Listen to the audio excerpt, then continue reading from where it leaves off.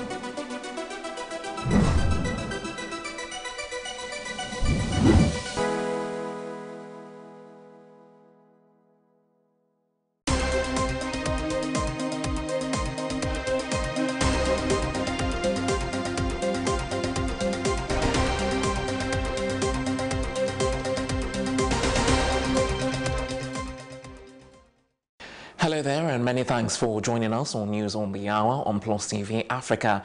Here are the stories making the headlines. I'm Tokumbo Taiwo.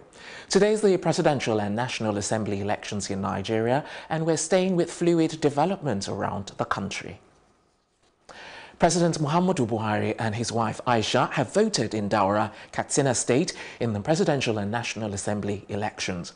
The wife Aisha voted before the president at 8:06 a.m. while the president voted at 8:10 a.m. at the Kofar Baru Sarkin Yara A ward in Daura.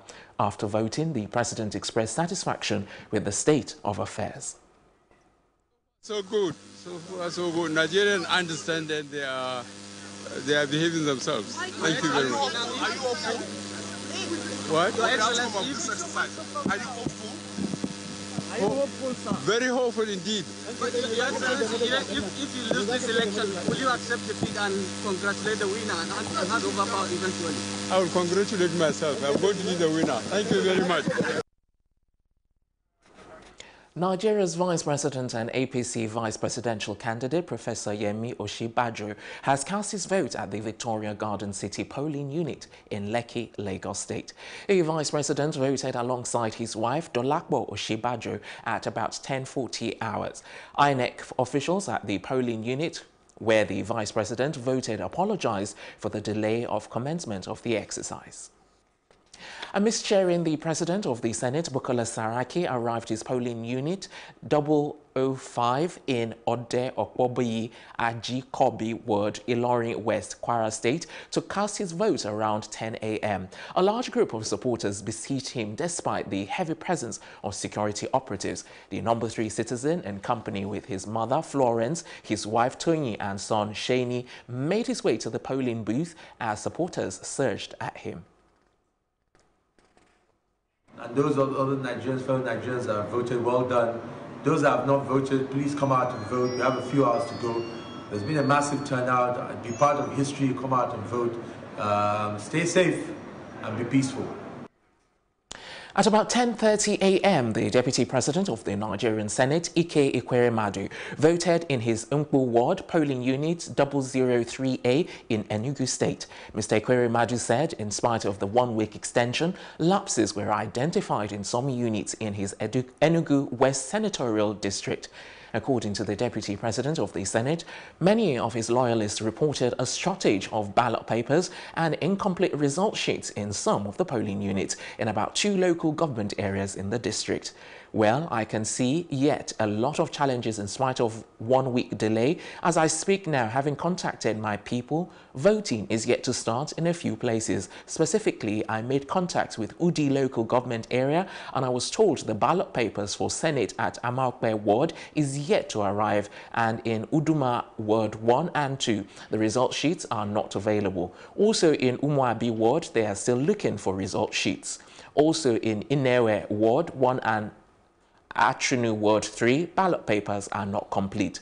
But in places where they have started, such as this place where I voted, though they have challenges of card readers initially, you can see now it is very orderly and they have been able to move seamlessly.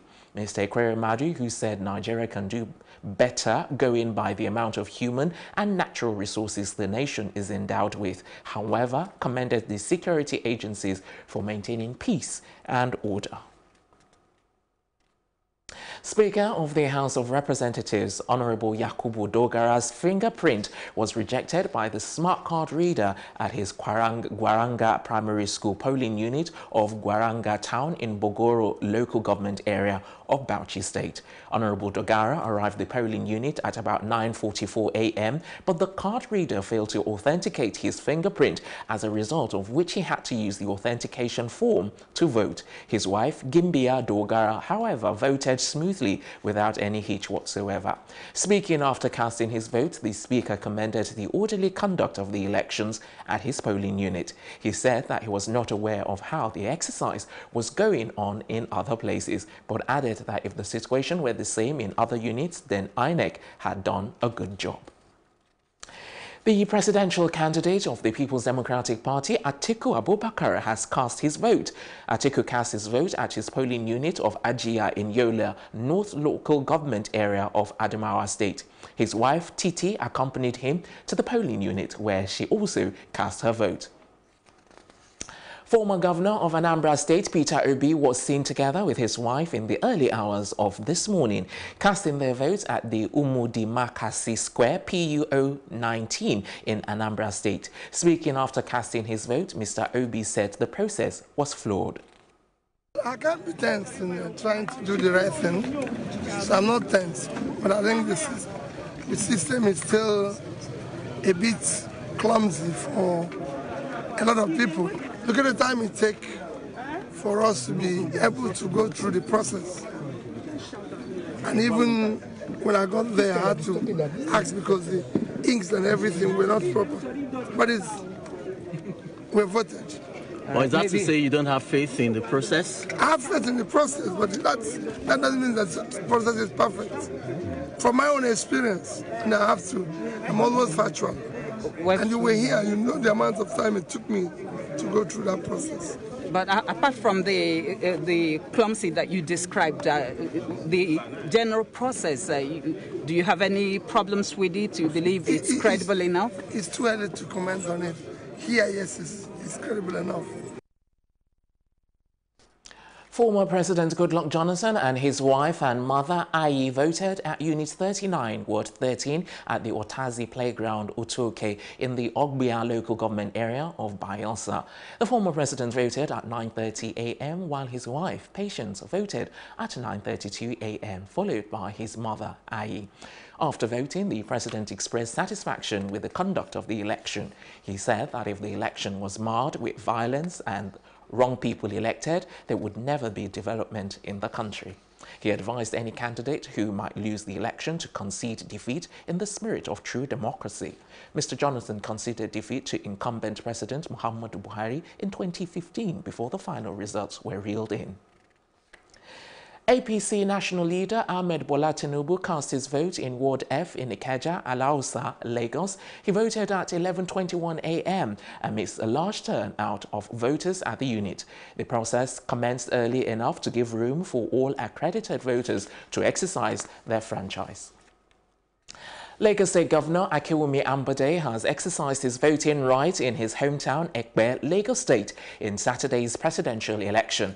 Ambode got to the polling unit around 9:48 a.m. and voted by 10:01 a.m. He voted at Ward A5, polling unit 033, Ogumodede College, Ajanagabe area, Papa Ekpe. The governor commended the peaceful process and asked people to come out and exercise their vote. You can see that I've performed my civic rights and I've voted successfully in my polling units. And from the records that I already have across the states, I can observe that the election is going on peacefully across the states. I'm delighted that Lagosians have been very cooperative. We've had peaceful nights, and ever since morning also, everywhere has been very peaceful. We want to commend INEC. I mean, they've been up to the task, and almost everywhere, election materials are in place. In the places where materials have not gotten to, obviously, you know, they are up to the task, and those things are already being done. And you know, this election is going to be very peaceful, and I pray it's very successful. Any more questions? The governorship candidate of the People's Democratic Party, PDP, Mr. Jimmy Agbaje, on Saturday said he was concerned about the malfunctioning of the card readers during voting at his polling unit in Apapa. Jimmy Agbaje, the PDP candidate, spoke with newsmen after he and his wife, Biola, voted at polling unit 004, Ward A, Liverpool, Apapa Road, 11:20 a.m. The card reader had rejected Agbaje's fingerprints, that of his wife, and those of 3 other voters. Let's put it like this, it's still early. I mean, this is just past 11. Generally speaking, we've had 1 or 2 incidents here and there. We have a situation, for example, I think in Echiosa, Ward 9, where instead of 500 ballot papers, I'm told that 400 ballot papers were produced. We had an issue in what I believe is being resolved at this point in time. But I think particularly coming to my polling unit is that I'm concerned that the card readers are not working. The 5-6 of us that came to vote before and after the card reader wasn't working, and that opens a lot of room to all kinds of insinuations, all kinds of mischief. So for me, where you still have a situation where you're having to bypass the card reader, it means we haven't yet got it right. Voters in Abuja have commended the process so far in Abuja. The nation's capital, Plus TV Africa, Abuja Bureau Chief Amadine Uyi visited several polling booths and gives us an update on the process. Voting is going on very smoothly at several places we have visited within the Federal Capital Territory. We have visited the Area 8 area, Area 11 area, the Central area, and we are now at the Zone 6 area. This is polling unit 011 at Zone 6 area. If you look behind me, you see there's a massive turnout of voters here, and they say the voting commenced at about 8:30, but the officials were here before 8 o'clock.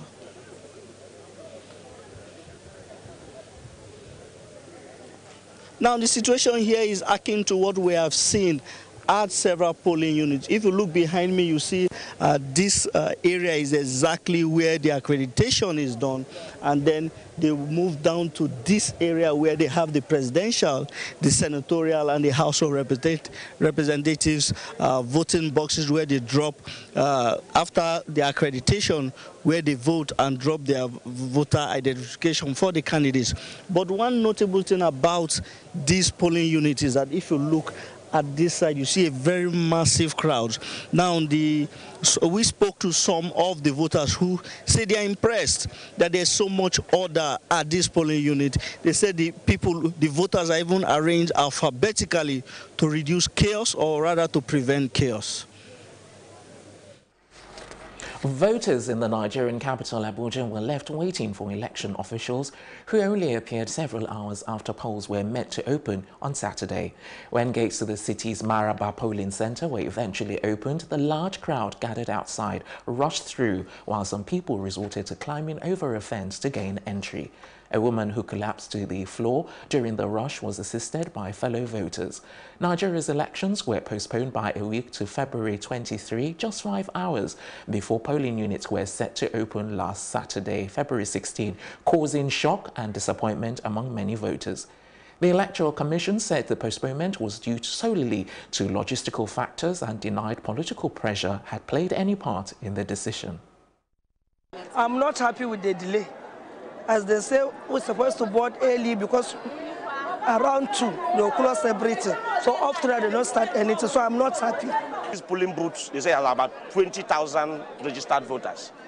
And if about 20,000 registered voters, and by this time they have not started, you can check the number, even by the crowd outside. If there's at least up to 50 or 60% turnout, it will be difficult to finish in a day. I don't foresee them I don't see everybody that is here voting within the stipulated time.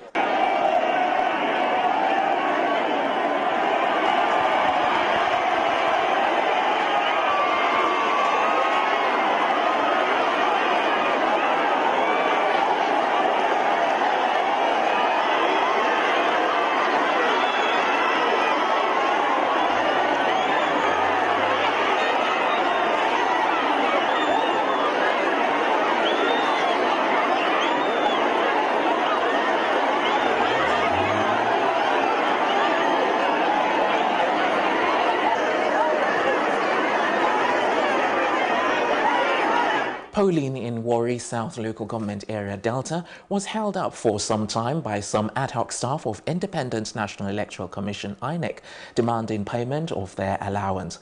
The staff who staged the protest at about 8:10 a.m. at Ikembua Primary School, Ajaminoga, a registration area centre in the area, claimed that they had not been paid the allowance for training they attended for the elections. They insisted on collecting the money, which they said was 4,500 naira, before allowing polling to commence. However, the intervention of some elderly voters, security agents who joined INEC officials at the centre in appealing to the ad hoc workers, doused the tension. Consequently, distribution of election materials from the centre to other polling units in the area began in earnest, leading to commencement of accreditation and voting. As at about 8 a.m., impressive number of the electorate had arrived at most polling units in the area, which also had the presence of security agents. Some voters who were waiting at the unit attributed the delay to earlier protests by INEC ad hoc staff at the registration centre at Ikembua Primary School.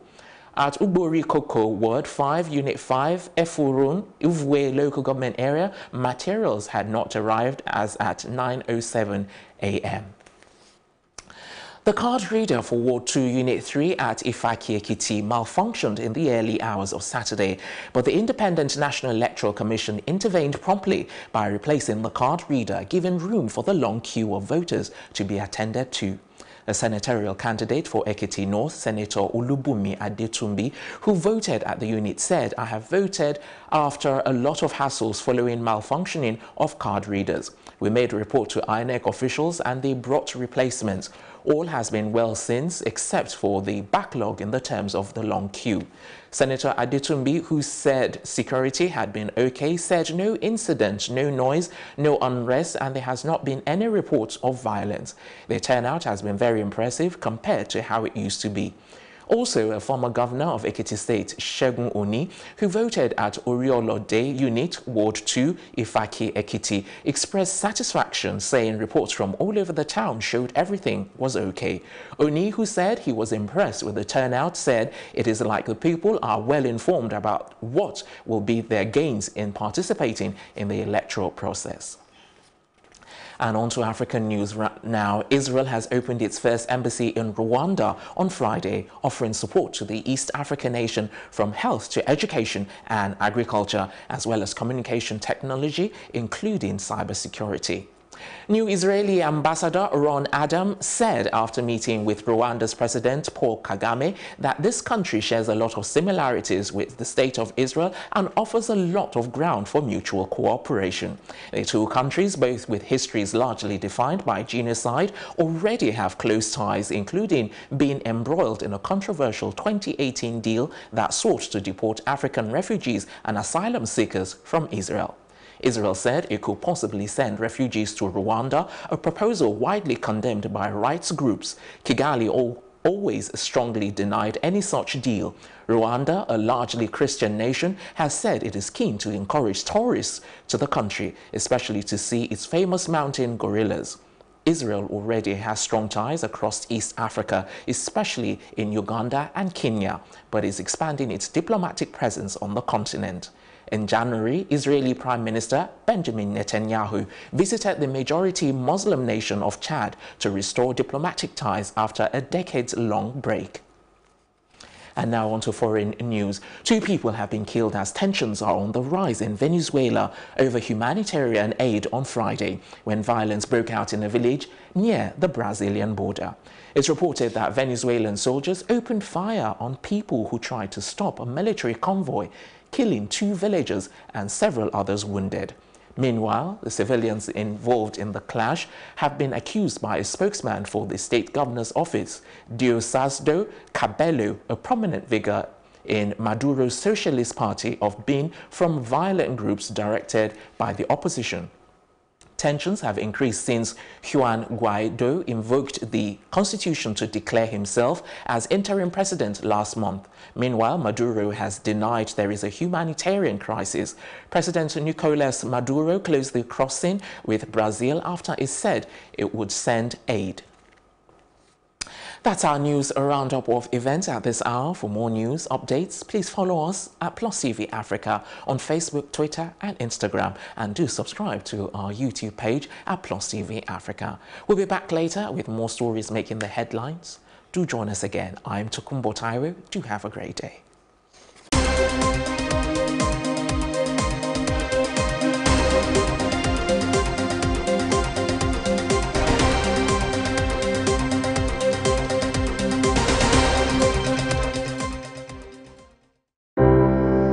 Hey, Anu! Dad. Look, I got something for you.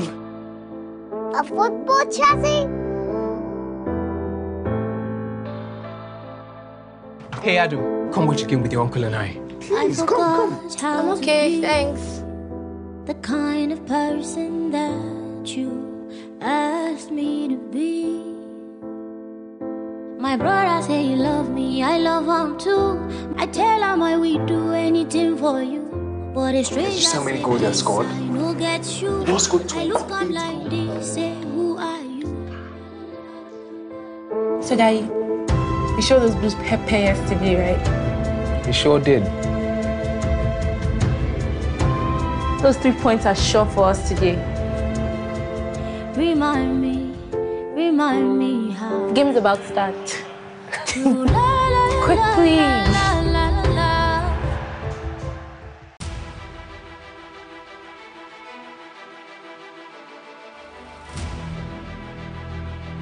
Right now at polling unit 047, that's Sunday Adigu Cafe Street alongside Keja, Lagos. A little disappointed that it hasn't been as well organized as I would have liked. It's past 8 o'clock and we're still here waiting for these guys to set up. Please make sure you remain safe and do feed us with as much as possible information as you get them.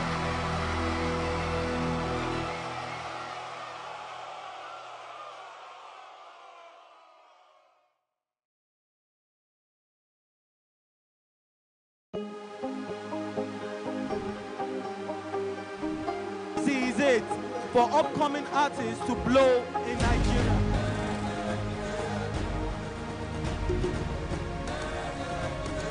Welcome to Plus Trending. I am Bookie November, your host, saying thank you for joining us on today's episode. Welcome back. It's tea time on Plus TV Africa. Practice makes perfect. I'm not perfect yet, but I'm a lot better than I used to be. He's a king. He's entitled to marry 100 if he wants to.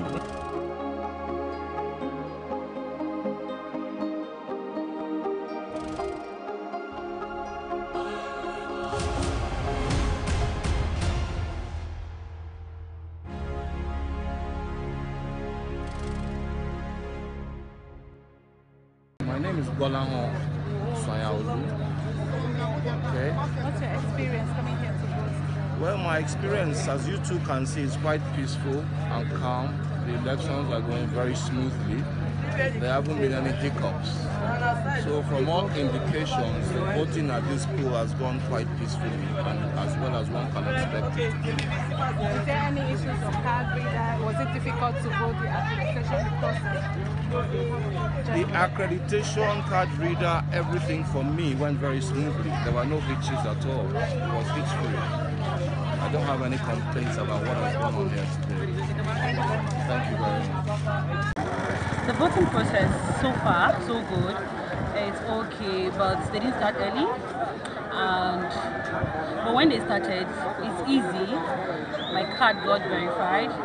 There was no issue, and the ballot paper and the INEC officials, they are doing a great job. It's not easy, telling you how to top print, which is very good. And I see a new dawn for Nigeria today, because people are tired of whatever has been happening. So everybody has, I'm impressed that people really came out despite the early showers this morning, and even that it's looking like it wants to rain, but people are here patiently waiting because they believe that their votes are going to count. Thank you.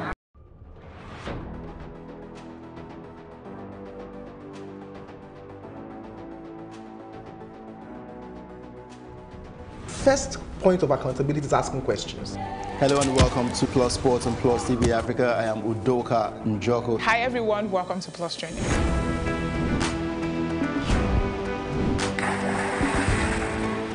You cannot continue to recycle poverty while you're spending a lot of money on unproductive ventures. The government has to feel the impact. Honorable Commissioner, sir, welcome to the show.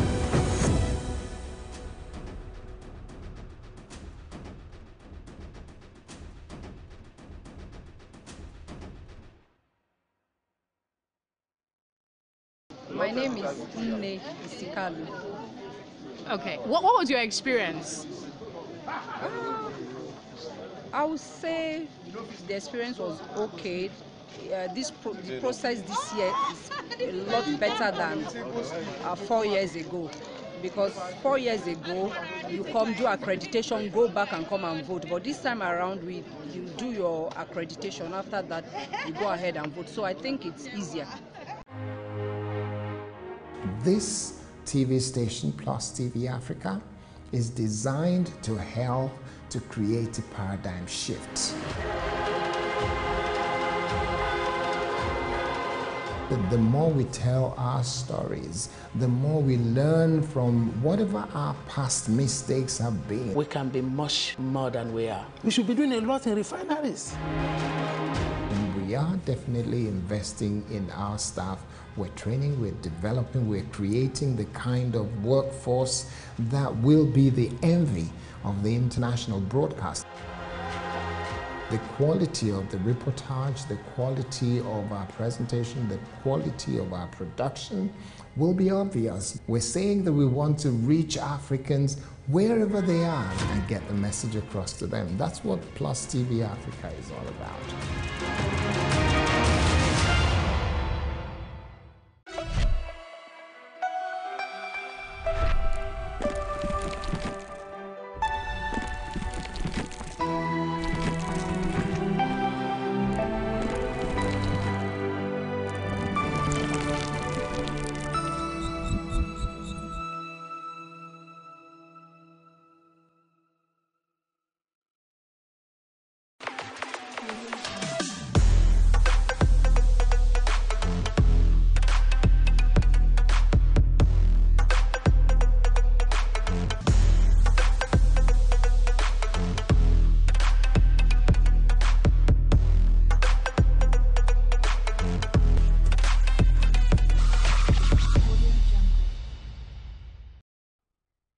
So people, welcome back. As promised, I'm back again with more updates on conversation about the 2019 elections, with general elections going on social media.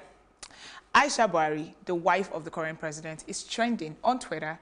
So sit back and hear all about it. So first off, the president, like I said earlier on, has gone to vote. So just as the president's wife was about to cast her vote, the president came peeping. Obviously because he wanted to see who she would be voting for. And just like that, the video went viral. Some people claim that they have trust issues. Others claim that, well, he was trying to intimidate her, especially with the issue of the other room.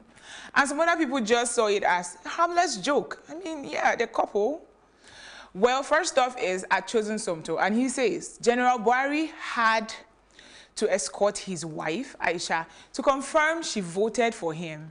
This is against electoral laws. Could pass for voter intimidation as well. Hashtag Nigeria Decides 2019. people, come on. At George Kakayo says, Aisha Buhari should not be bullied to vote for anyone against the law. She should have voted in secret. That's the procedure. I mean, people, she's married. Finally, Labib says, it's a couple's joke. Hey now, Abi, it's a couple's joke. My people, we should be at the next level by sunset. Okay, I get you, I hear you. Here are more comments from social media.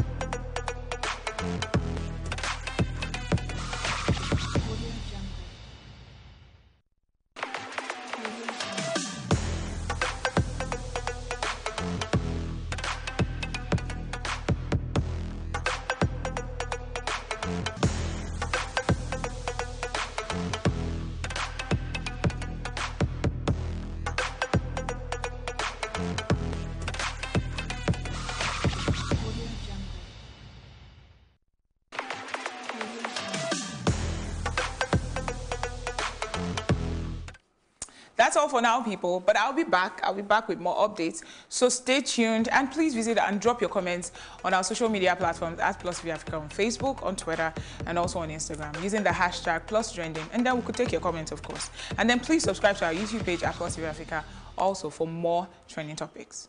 My name is Bookie November, reminding you to vote wisely, people, because your vote is your voice.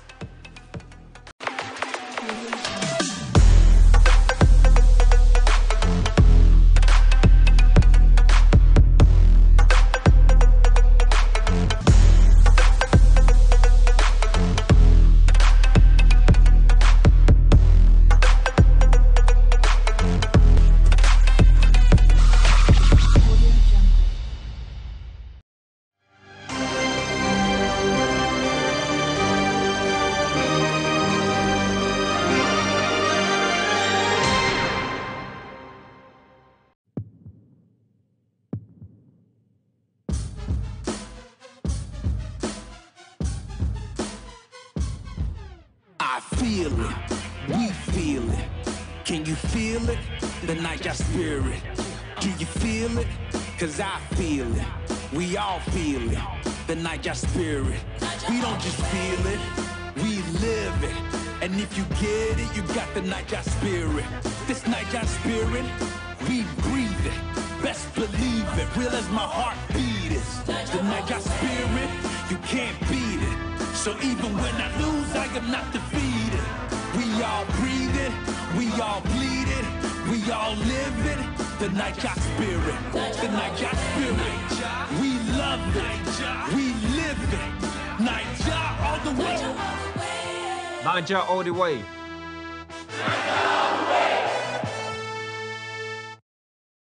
Hello everyone, this is Arthur Ngube from Rhythm 93.7 FM, host of the Afternoon Drive Show. Guess what? I'm hanging out with the guys from +TV Africa. Keep watching it because the bigger stories live here. Radio has come a long way from its introduction to Nigeria in 1933, primarily for relaying the overseas service of the British Broadcasting Corporation to the public over loudspeakers to its present state. According to 2015 research report by an independent agency of the U.S. government, the Broadcasting Board of Governors, Nigerians are avid consumers of news, with 77.4% overall and more than 7 in 10 across all major demographic groups saying they listen to the radio for news at least weekly. Now, all 36 states in Nigeria run at least one radio network. However, our focus is on the varying genre of radio stations in Lagos State, which boast over 30 radio stations with their own listening audience. Radio stations in Lagos State can be categorized in terms of their radio formats, which include talk, sports, traffic, student, lifestyle, music, gender-based, information-giving radio, and indigenous radio. Being one of the major tools of traditional media, the importance of radio cannot be overemphasized, as it is a medium of communication people follow even while on the go. Do you listen to radio? Which radio station do you listen to? I like Hot FM, Brilla FM, Niger FM. Sound City, I listen to Wazobia FM, Inspiration FM, and the rest of it.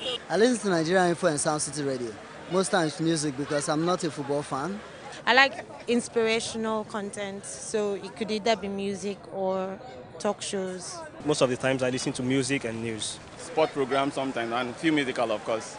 Basically, I love talk and I love music as well. To keep up with the influx of new media, radio presenters, also referred to as on-air personalities, now connect with their listeners on social media while discussing and elaborating on trending issues.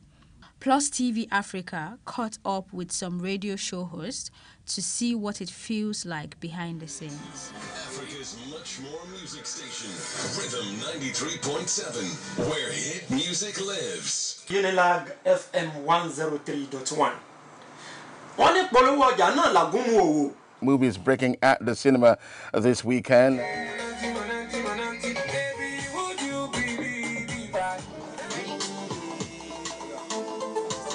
Alright, you have to get used to texting me, so go on your phone right now. WhatsApp 0706. I'm about to tell you something that might just blow your mind. Thank you so much for coming. Plus TV Africa, God bless you guys. Top radio stations in Lagos boast of 200,000 to 1 million dedicated listeners. Some focus on the radio format, vision, and mission of their platforms as they produce content and play music for a particular demography. Urban FM plays top 40 music, so any song that has ever been on a chart from number 1 to number 40, those are the songs we play. And also, the songs we play have to make you feel good. We do music for everyone, so at every point in time there's music catered for you. And if you're lucky to have a show on radio that does your type of music specifically, even great. We do a whole lot of type of music, from urban contemporary to Fuji, to jazz, to rock, to pop, to Afro pop, Afro soul, neo soul. All these sounds are families, and they are the children of Rhythm FM. And great music, adult music, everything that has to do with everything adult. And those that listen to us are aged between from 25 and above. WFM is a ardent supporter of women and what they stand for. And of course, it goes around women and their entire families. Albeit working together and being in the media industry, these platforms compete to win the hearts of Lagosians. How do they deal with the competition? To be very honest, when it comes to competition, it's not like we do not recognize them. It's not like we do not know them. But we try not to focus on them. The very popular saying that what you give focus to, or you put focus on, you give attention to. So what we're trying to do is, switch a little bit and focus on ourselves. People would always tell you, you would always have competition, but we try not to place our focus on the competition. What we place our focus on is the people we're catering to first. We are also one of those stations that people, other radio stations want to copy, which is a good thing, a little bit flattering, but we love what we do, and we would love to set the pace for other stations to follow. What makes Unilag unique, Unilag FM unique, is the fact that we actually surrounded within the campus and also within the community. One very interesting aspect about radio station is when reports of songs banned by the National Broadcasting Commission filters into the news, after the said song must have garnered high airplay. Although on-air personalities understand their work, they have one or two observations to share. Let's take a listen to what practitioners in the industry say. Well, embassy, you have to call them our daddy. So you have to call them our big uncle. You have to call them our eyes, our ears, everything on the outside. We can't neglect what they've been set up for, the importance of why they exist, which is basically to bring a level of sanity and regulation to the media world. And so it's very much important for us to accept what they're there for. It's a tricky business to ban a song on radio. You gotta first of all understand the lyrics, understand the intention behind the lyrics, and then of course if these lyrics are lewd, if they're provocative, if they are against anyone's religious sentiment or personal beliefs. Remember, it's a broadcasting house, and anything that you put on your radio station affects people in 1,000,001 ways. Maybe they need to probably work on that. I believe strongly in maybe setting up a regulation, just like APCON, that says an ad cannot go on air until it's passed through them. Maybe NBC would say they have to set up a big unit, which is going to be so much work, I understand, where every song by an artist before it's released, because artists come up with songs that say release date is so. So why not send it to NBC, get your approval before you hit it, let it hit the road and the ground running. That would be my suggestion. I believe that there are some songs that should not be fit for airplay, especially when those songs have lewd lyrics in them, songs that preach about divisionness and so on and so forth. Yes, go ahead and ban some of these songs. But when some of these songs are actually talking about politically charged affairs that we cannot avoid, I think what needs to be done is for the NBC to allow some of these songs to do what they were intended for. The artists, we have outside the shores of this country, they have what they call censored version, the radio version and the non-radio version. They should just let them know that, okay, you can do the radio version of a song that that is actually containing vulgar words, which is actually fine. But if they can they can just do the alternative of getting setting up a committee that can actually go deep and making sure they actually listen to the song before it actually aired on radio. The banning of songs is a good welcome. It's good. I like it, but not until a song has actually hit the airwaves or is already popular over popular. Like if there's a word like that, then you start banning the songs. NBC is trying to do the right thing. They're trying to make everybody conscious of the lyrics that a lot of artists put out there. Back in the day, old school day, not like we didn't have songs that had vulgar lyrics, but it wasn't as high as we do have now. But at the same time, these people, the listeners who tuned in to us, to the radio station, they want these songs. So are we conscious like, oh, what are we putting out there? Yes, but are the artists also conscious about the information they put out there? Any report on the radio industry would not be complete without hearing from the key players, the listeners. Banning songs actually shows that they are working and actually shows that they are a body that actually knows what they are doing. And I believe musicians need to be guided before bringing out their songs. I believe they should even be a body that actually streamline what they are actually trying to put out in the general public. Yeah, I think they should, because let me say, it affects the younger generation, do you understand, by using those swore or bad words during their music show or whatever. I don't like it, though. Actually, personally, I don't like it. I don't care about them, because if they want to ban things, they should focus on the content of radio, not just about songs. Most times, if I'm not... Okay, I worked for a radio station. I was a broadcaster for 2 years, actually. And you're having a program about politics, and somebody calls in to talk about a particular politician, maybe the governor of a state and the party. You have to end the call, because if you entertain that call any longer, NBC will fine you. So NBC protects a certain group of people. So they shouldn't be banning anything we do. I think NBC should become more active with their work. I think a lot of particularly our content regulators, are docile. They're not as active as they should be. With radio content, I hear them a lot sanctioning, doing stuff. But generally, I just think they should be more, not aggressive, but stronger. To some extent, I'm concerned, but when the musician is talking about the country, maybe when he's speaking about the country, the kind of bad things that are going on in the country, I'm not really concerned. But when they're talking about foul languages or maybe about sex and all that, then I should be concerned. Will it bother you if a musician uses swear word and you listen to it in the radio?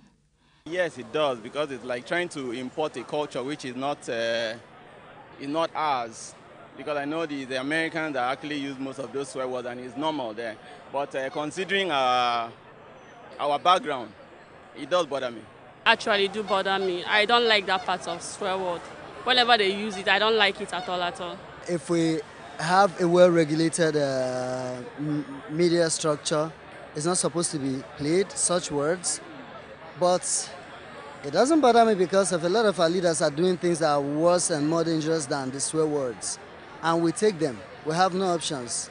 So those swear words actually put food on those guys, their tables.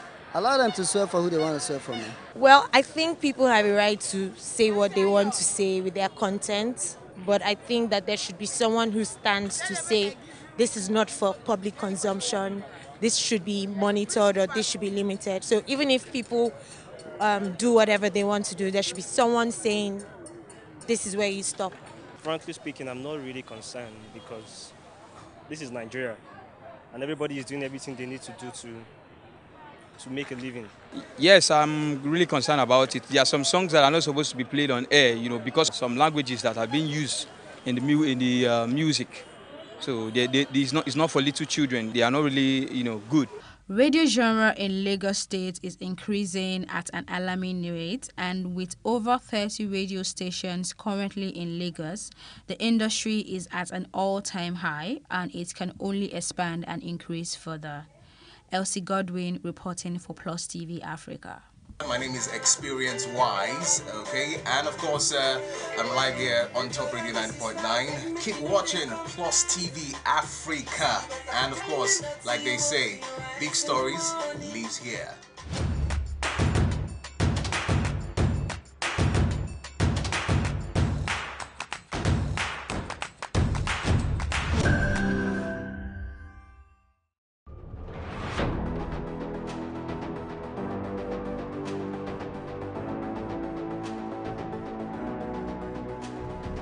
First point of accountability is asking questions.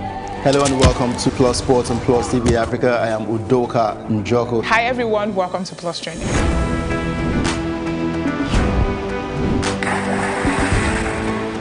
You cannot continue to recycle poverty while you're spending a lot of money on unproductive ventures. The government has to feel the impact. Honorable Commissioner, sir, welcome to the show.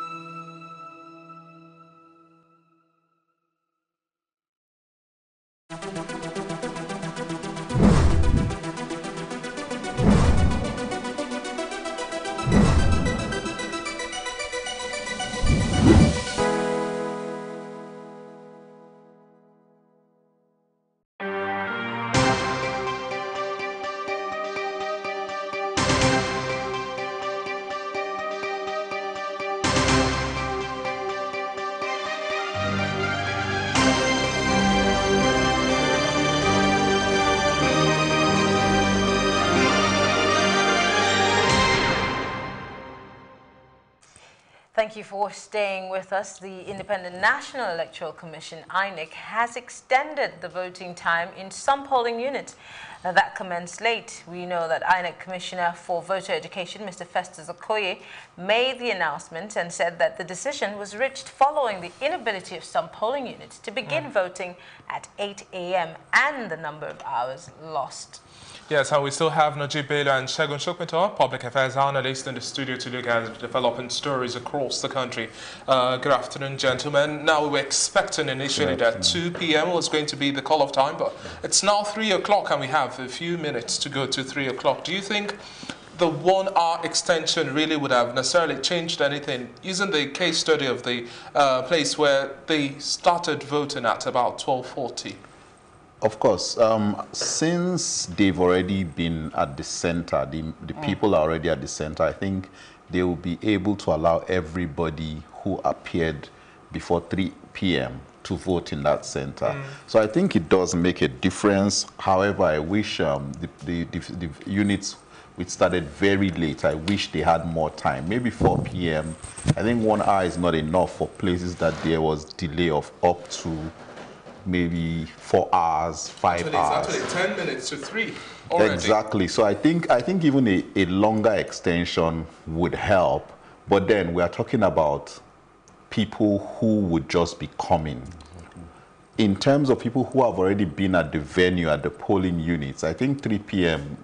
is enough extension for them. But the influx of people, that additional 1 hour, do you think that would put a whole lot of pressure more on INEC? Well, it's an additional hour to allow more people on the queue. Really, that's what it does. Because if you're already on the queue, then you must vote, even if you don't finish voting until 4, whatever time it is. So I doubt that this does very much, because I think the only impact for me that this would have is allowing people who might have gone back home because materials were not available and they were sort of getting tired and to come back and join the queue. So I don't expect any significant pressure or whatever. Do you suspect that the speed at which certain polling units have, quickly gotten people voted, do you suspect that maybe the results might be correlated today and, somewhat, at least half of those results put out before the end of today? Ordinarily, you would have said maybe, but there's one factor that's going to be a major deterrent for that, and it's the fact that you've got 73 candidates and 73 political parties, and bearing in mind that collation is manual, so they've got the electronic one that they will transmit, and then there's the one that they must write. There is no way you're getting results today. So it means we're pulling an all-nighter, I guess. Exactly. Almost inevitably. Well, we still have some more updates coming in, and definitely we'll bring you abreast with all of those as they happen. But we have to take a look at the situation in Maraba and discuss all of the developments from that area. It was a pretty chaotic one, and please do watch. I'm not happy with the delay. As they say, we're supposed to board early because around 2, they'll close everything. So after that, they don't start anything, so I'm not happy. These polling booths, they say about 20,000 registered voters. And if about 20,000 registered voters, and by this time they have not started, you can check the number, even by the crowd outside. If there's at least up to 50 or 60% turnout, it will be difficult to finish in a day. I don't foresee them I don't see everybody that is here voting within the stipulated time.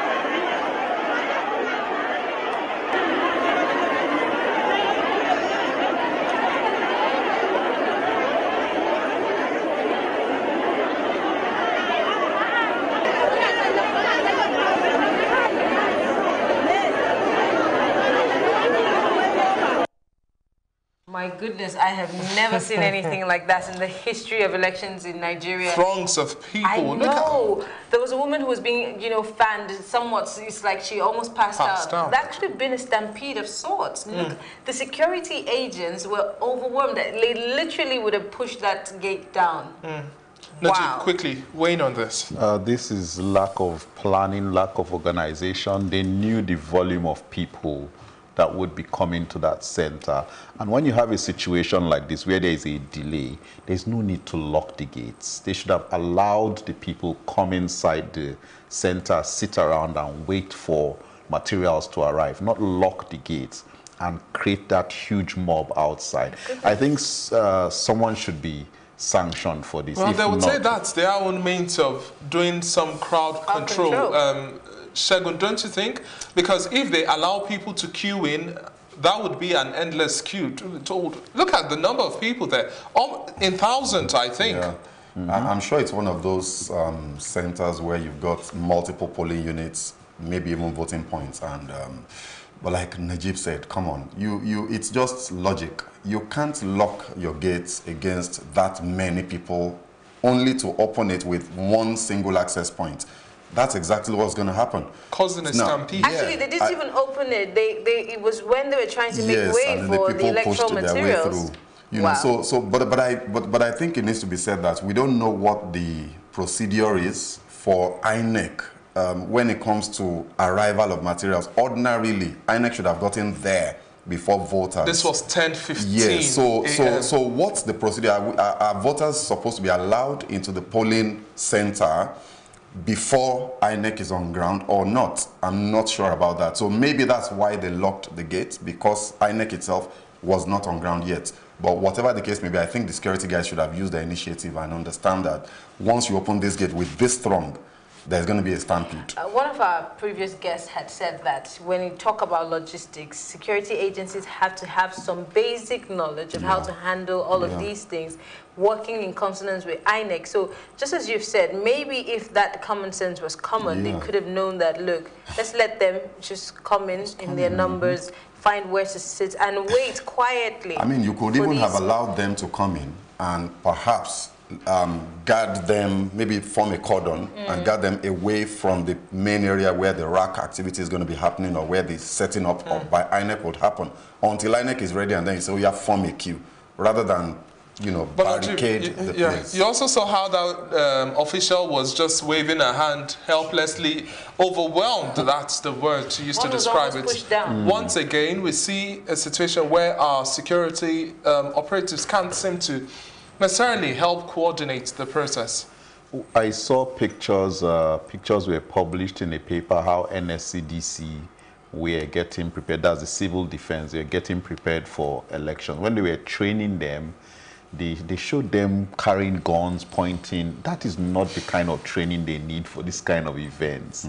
They need to know the procedure, crowd control. They need to know how to deal with some of these incidences. Even when people, let's assume someone fainted or you need to take care of a baby, or those are the things that they needed for this event. Those were FRSC members, officials, yes. And I don't know the kind of training they may have been given to handle this situation. The road safety is totally different from civil defense or the police. So the election training would have taught them that you don't deal with an issue. I heard figures of about 20,000. That's what I heard someone mention for that center. And there was no way you should have locked them out like that. Even if the INEC procedure was that materials should arrive before this thing, INEC should have rethought that procedure when they knew they had the figures for that center. But this is the FCT.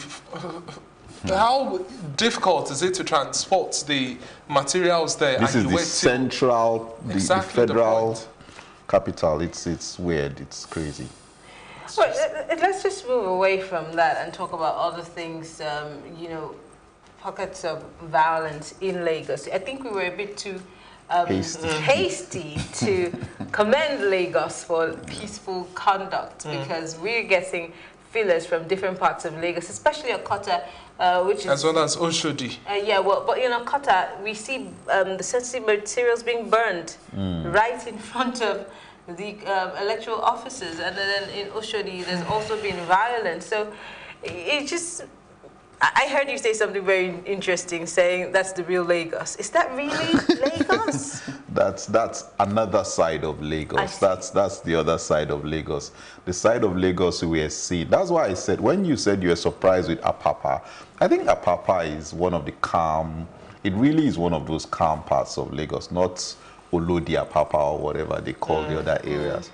But then you see Oshodi, Okota, Isolo.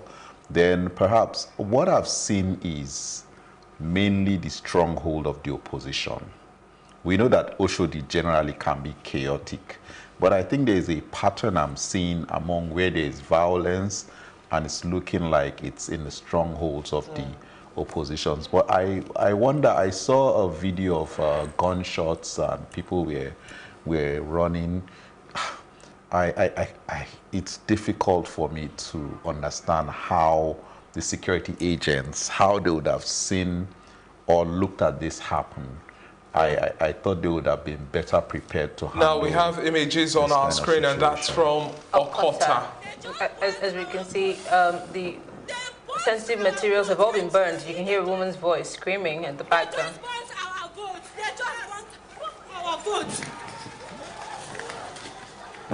Wow, she just said they just burned our votes. This country is something else. They just burnt our votes. They just look at the ballot box there and the ballot paper started. They just burnt our votes. They just burnt our votes. And we can see people trying to scamper for safety. Obviously, hoodlums have taken over This country area. is something else. They just burnt our votes. They just burnt our votes. They burnt our votes. Can't you see? They just burnt our votes. They just burnt our votes. This is very disheartening. Responsible for this. Where were the security? Where was the police? Where was the military that was supposed to be sited about 100, 200 kilometers away from that polling unit? And you know, they didn't even just snatch the ballot boxes and run.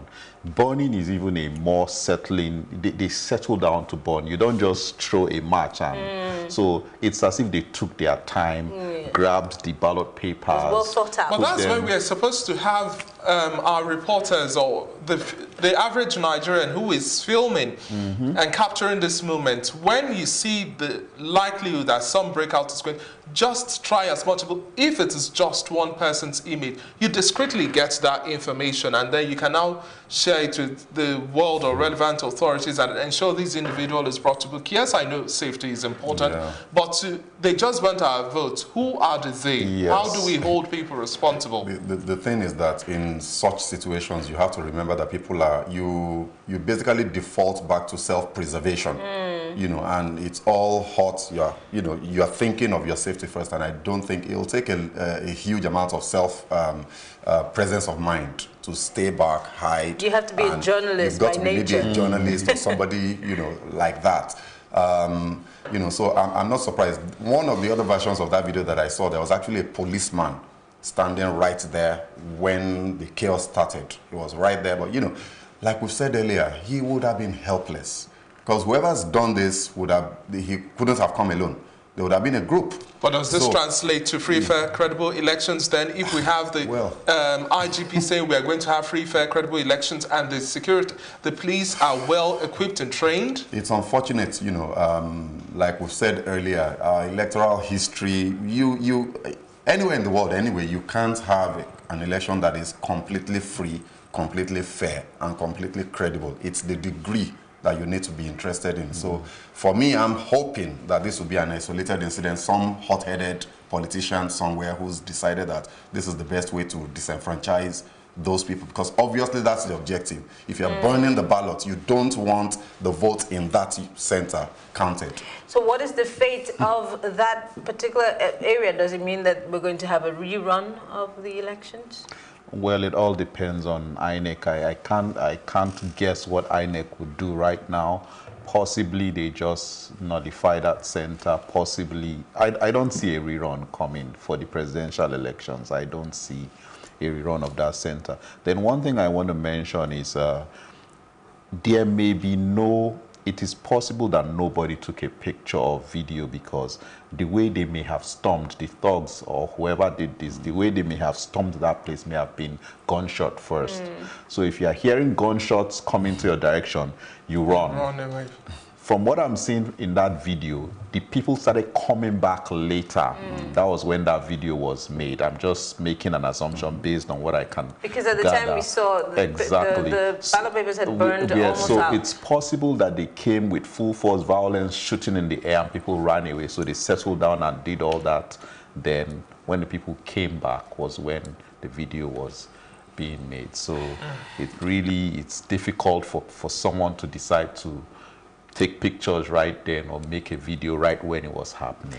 When we come back, we'll talk about, how far we think we should have grown, especially looking at 2019 compared to all of the other elections we've had. But we have our correspondent, Amadine Uyi, who is standing by from Abuja, or in Abuja, to give us more updates as to what's happening where he is. Hello, Amadine. Hello, Marianne. Hi, Amadine. Tell us exactly what's going on where you are in Abuja. Has voting ended, or has there been an extension in some of the places you've been to? Now, for several of the polling booths where we visited, for some, voting has not ended because the turnout has been very, very massive. We visited several areas. We visited the Gariki area, several polling booths around the area 8, area 11. We also visited the central area and also visited the Wuse area. At the Wuse Zone 6 area, we met a very, very massive crowd. But the good thing about what we saw is that the voting went on very, very orderly. In fact, at the Zone 6 area, the voters were lined up several lines alphabetically casting their votes. There were no incidences, very, very few incidences. I met a voter who the card reader refused to verify his voter's card, but he was still allowed to cast his vote. And a lot of them said they were waiting for the outcome of the results. But voting is still going on, especially in the areas where they have massive, very, very massive crowd. Now, Amadine, from your reports there, it seems that from your standpoint at the polling unit you visited, it was calm and then there's a large turnout. But on the flip side, we saw reports from Maraba as well. Throngs of people as at 10:15 a.m. trooping in to just ensure that they cast their votes as they open the gate for the election materials to come into place. So do you have any updates from Maraba? How are things going on there? I know that Maraba is actually in Nasarawa State, but a border community between Nasarawa and the FCT, where you have many workers in the FCT living around the Maraba axis because accommodation is cheaper.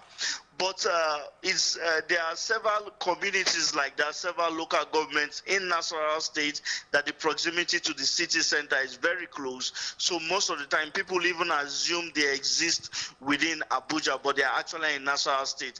I know that at the Karo local government area, there were complaints. They had faulty card readers, and the ad hoc staff had called the, INEC, and they had not, as of a few minutes ago, they had not come to replace the faulty card reader because INEC had said that voters that they will have electoral officers who will be mobile and who will be available to replace faulty card reader.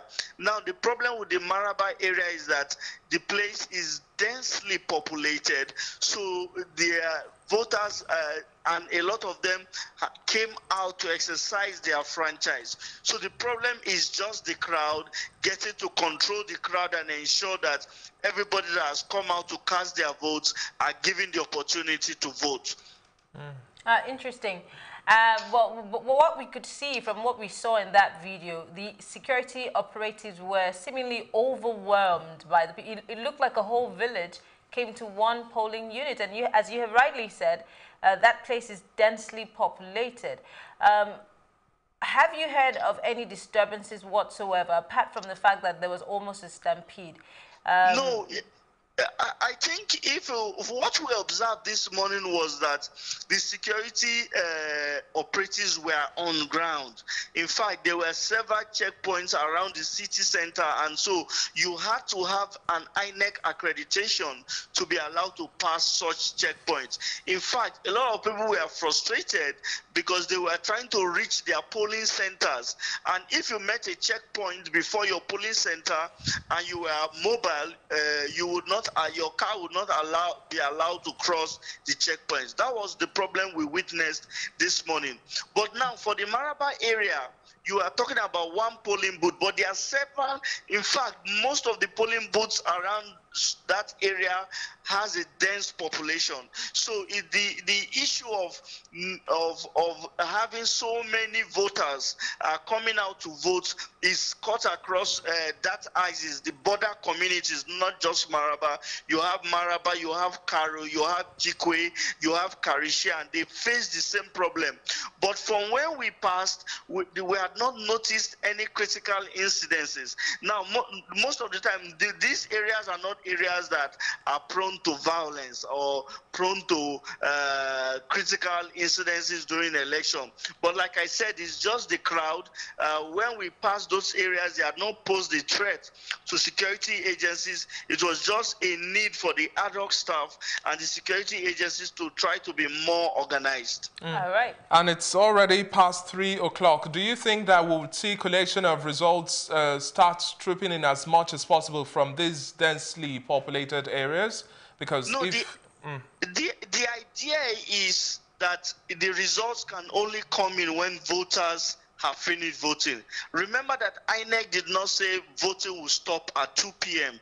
INEC said that they will stop people from joining the voting queues after 2 p.m. So if probably you had done your verification with the smart card readers and you're on the line, even if you have not voted, you will be allowed to still cast your votes even up to 5 p.m.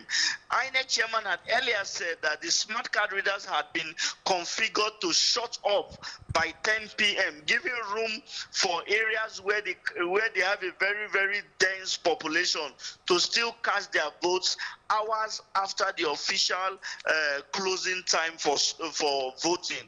But even the results will only start coming in after everybody on the queue have been allowed to vote, and then the agents have verified that they can now start counting the results. So we are still going to go around from 4 p.m. because we know that those areas are densely populated areas, and we believe that around 4 p.m. they would have stopped voting, and then the counting will commence.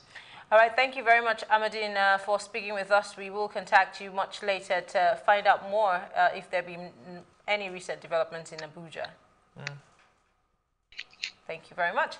All right, guys, you heard Ahmadine.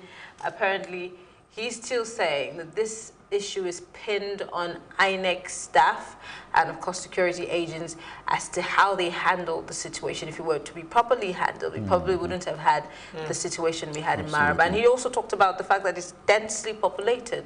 Yeah, I mean, so like I said earlier, it's obviously one of those places where you have multiple polling units in the same location. So, because that large number of people can't be for a polling unit. A polling unit can only have 500 people, and once you exceed 500, they break it into two. So that it's one of those multiple voting points.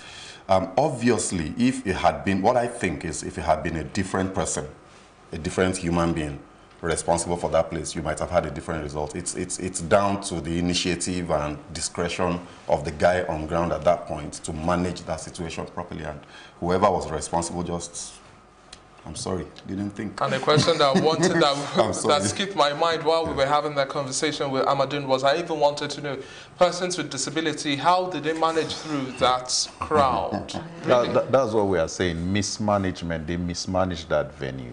And I hope, because he says there are other venues like that around the outskirts of Abuja, I hope it's not the same situation going on around there, because it will be very bad. All right, well, we'll still be taking more updates from our correspondents around the country. Don't forget, we're still taking your thoughts, your comments. We want to appreciate everybody who's been posting on social media, on Twitter, on Instagram, on our Facebook. It's at Plus TV Africa. The Okota video we got is from our Twitter handle. So people just keep sending those messages, and you can also join the conversation on our WhatsApp. We have our WhatsApp number on the screen right now. You could send us your story and be a reporter with Plus TV today as you give us live updates on what is happening in your area.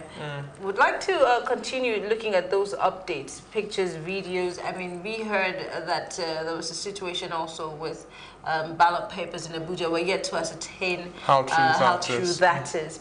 And of course, so in some places, most people have been sending us pictures of their fingers, you know, that have been painted with indelible ink saying that they voted. We want to see more of those.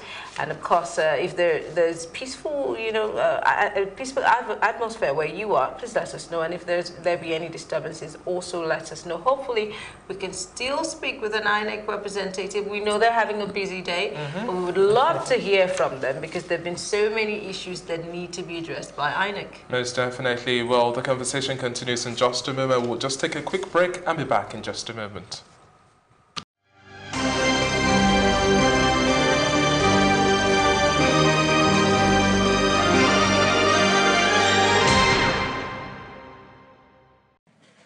I am gap-toothed black girl, back corner of class, scribbling left-handed poetry on blank paper. Save the school's curriculum for later. I am overflowing tales by moonlight, that informal education. Trickling off the tip of my grandmother's tongue, you will find my mother's tongue here. A fast and fluent Yoruba, crisscrossing English, hidden messages in prose and proverbs call it Yorubanglish. And I am the miracle of melody, nestled deep in the groove of a rich high-life rhythm, a child of the marriage of hip-hop and Afro beats, and you can hear our voices, pulsing beneath the skin of a talking drum, commanding hips to move without caution. And I am sky-high, gele, bold and beautiful. We redefine fashion, wear our stories around our necks and from our ears so we never forget the voices of our ancestors. This heritage, this heartbeat, this is who I am. Heritage Bank, your timeless wealth partner.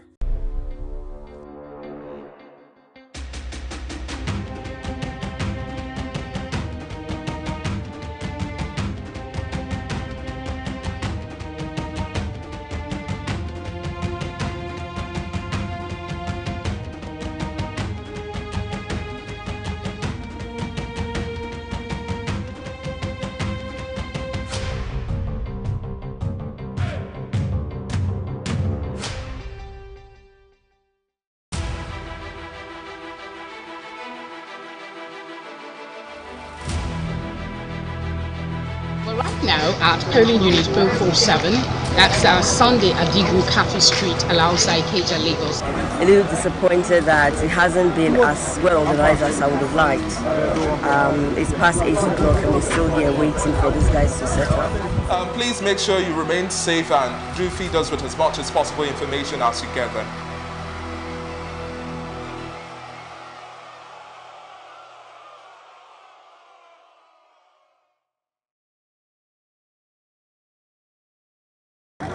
The voting process so far, so good. It's okay, but they didn't start early. But when they started, it's easy. My card got verified. There was no issue. And the ballot paper and the INEC officials, they are doing a great job. It's not easy, telling you how to top print, which is very good. And I see a new dawn for Nigeria today, because people are tired of whatever has been happening. So everybody has, I'm impressed that people really came out despite the early showers this morning, and even that it's looking like it wants to rain, but people are here patiently waiting because they believe that their votes are going to count. Thank you. Tell us your name, please. My name is James Okoli. You've just cast your vote. Yes. What was the experience like? It was free and fair. It was okay. Okay. The INEC staff, did they come on time? No. They were here like some minutes to 11. despite that, they went on well. Yeah, everything went okay. How would you describe the number of persons that turned out today? Was it much or few, in your opinion? Yeah, not much. Yeah, not like the last one. I think people are scared to come out. Why would they? That is how we get looped into a cycle of insanity, repeating the same thing and expecting a different result. That cycle of failure is unsustainable and it has to end now. Infection train is back. They take us to the bush and start asking us to call our people to send money. What can be done as an intervention for them right now to stop abuse of all children?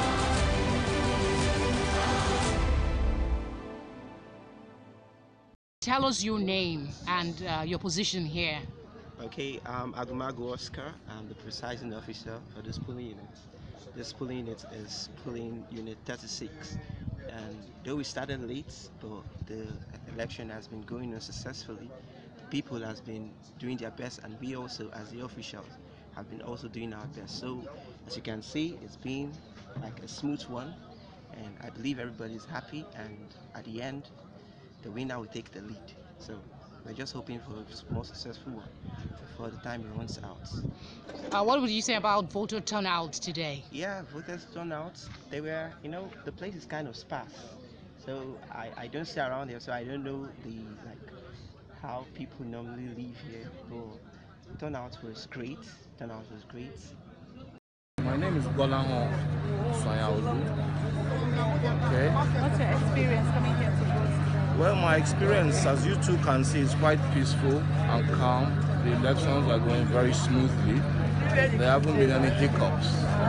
So from all indications, the voting at this poll has gone quite peacefully and as well as one can expect it. Is there any issues of card reader? Was it difficult to vote the accreditation process?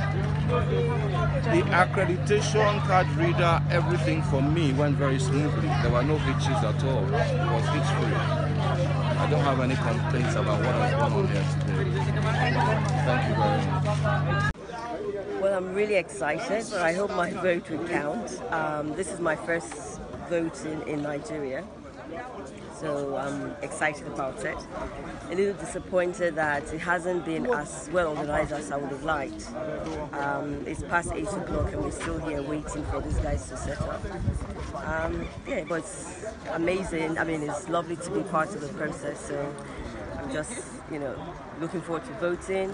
I haven't had any instruction on how to vote, although people have sent lots of information, but I just hope, it's going to be as easy as ABC. The sheet is long. So looking forward to it.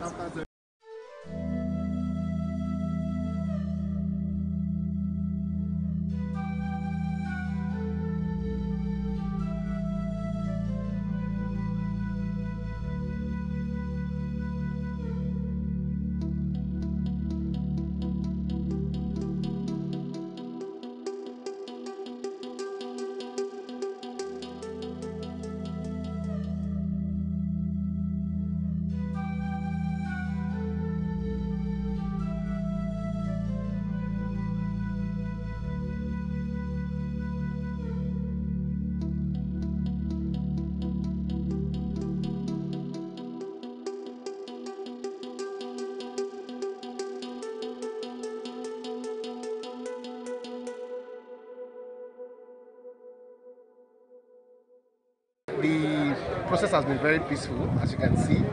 Everybody is orderly. The queues are much, but people are very patient to cast their votes. We've been here since morning by 8 o'clock. I'm just voting now. It's past 11. To be very candid, the hype for the change is much because people are really here to be able to make sure their vote counts. And it's a bit slow from the side of INEC because the processes are too manual. There's too many manual processes that needs to be done. up to about 3 stages, where you are checked out first and you do your fingerprint assessment before you go again, and somebody else checks your details with your stuff, sign you off, put the ink on your hand, and before you now get your ballot paper to vote. In getting the ballot paper, the INEC official has to sign each paper.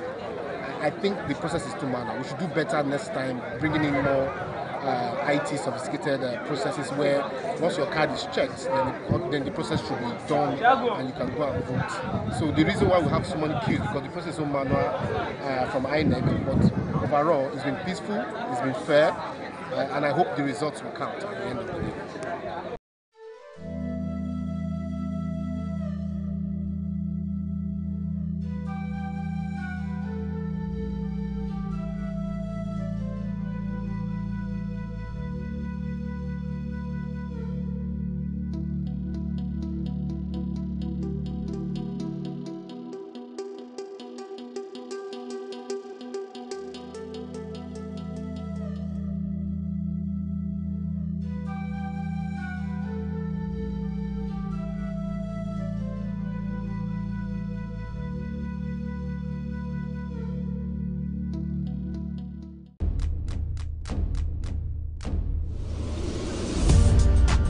You're watching Plus TV Africa, and this is Tea Time. I loved the energy when I came in here. It was so positive. I was like, I can live here. My real names are Akbofyokobo, Akbolubomemere. I think my father is a comedian because most times when he calls me, he's like, yo, make sure you use condom. You know, them girls out there. So are you telling me I should have shot my shots? Ife, you have a younger brother. Age is nothing but a number. What? I'm a vampire.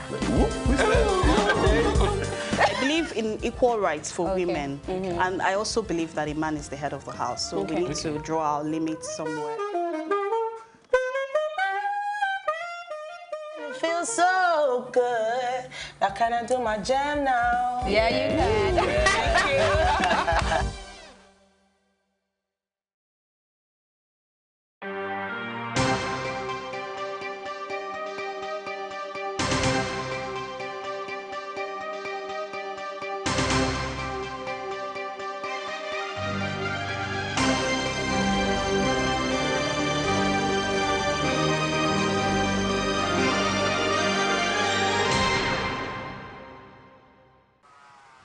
Glad to have you back. You're still watching Nigeria Decides, and we're still counting down to the moment where we begin to collate results. This is Plus TV Africa. And our focus for today is really looking at election security, because at the end of the day, how we determine whether or not the dispensation is free, fair, credible, is highly hinged on security. And to do justice to this topic a little more, we have with us Dixon Osagie, a security expert. Good afternoon, and many thanks for joining us. Thank you. Nice and we still have Najib Bello, who's sitting pretty. He's going nowhere. he just reminds me of a picture we saw on social media of a lady who came with her mat and her pillow ready. You know, she's going nowhere. She wants to make sure that her vote's literally completely INEC has seized this card, so he says, well, I am going to vote this way. It's a new way of voting. So quickly thank now, you, Osagie, for being here. We have been talking about series of disturbances all across the country. In Abonima, someone was shot dead. In Yege, in Ogoni area of River State, we had disturbances by, hoodlums. Okota, we can see that, the ballot papers were literally burned, and several disturbances. Oshodi as well as recorded. And Maraba, for the issue of Maraba. There's so many issues on security, and especially for Okota. In one of the videos, a police officer, as usual, one of them are stationed at the polling units with a baton. And then around it, according to the law, we should have some other police officers who are armed, but we didn't see any of these people in the picture.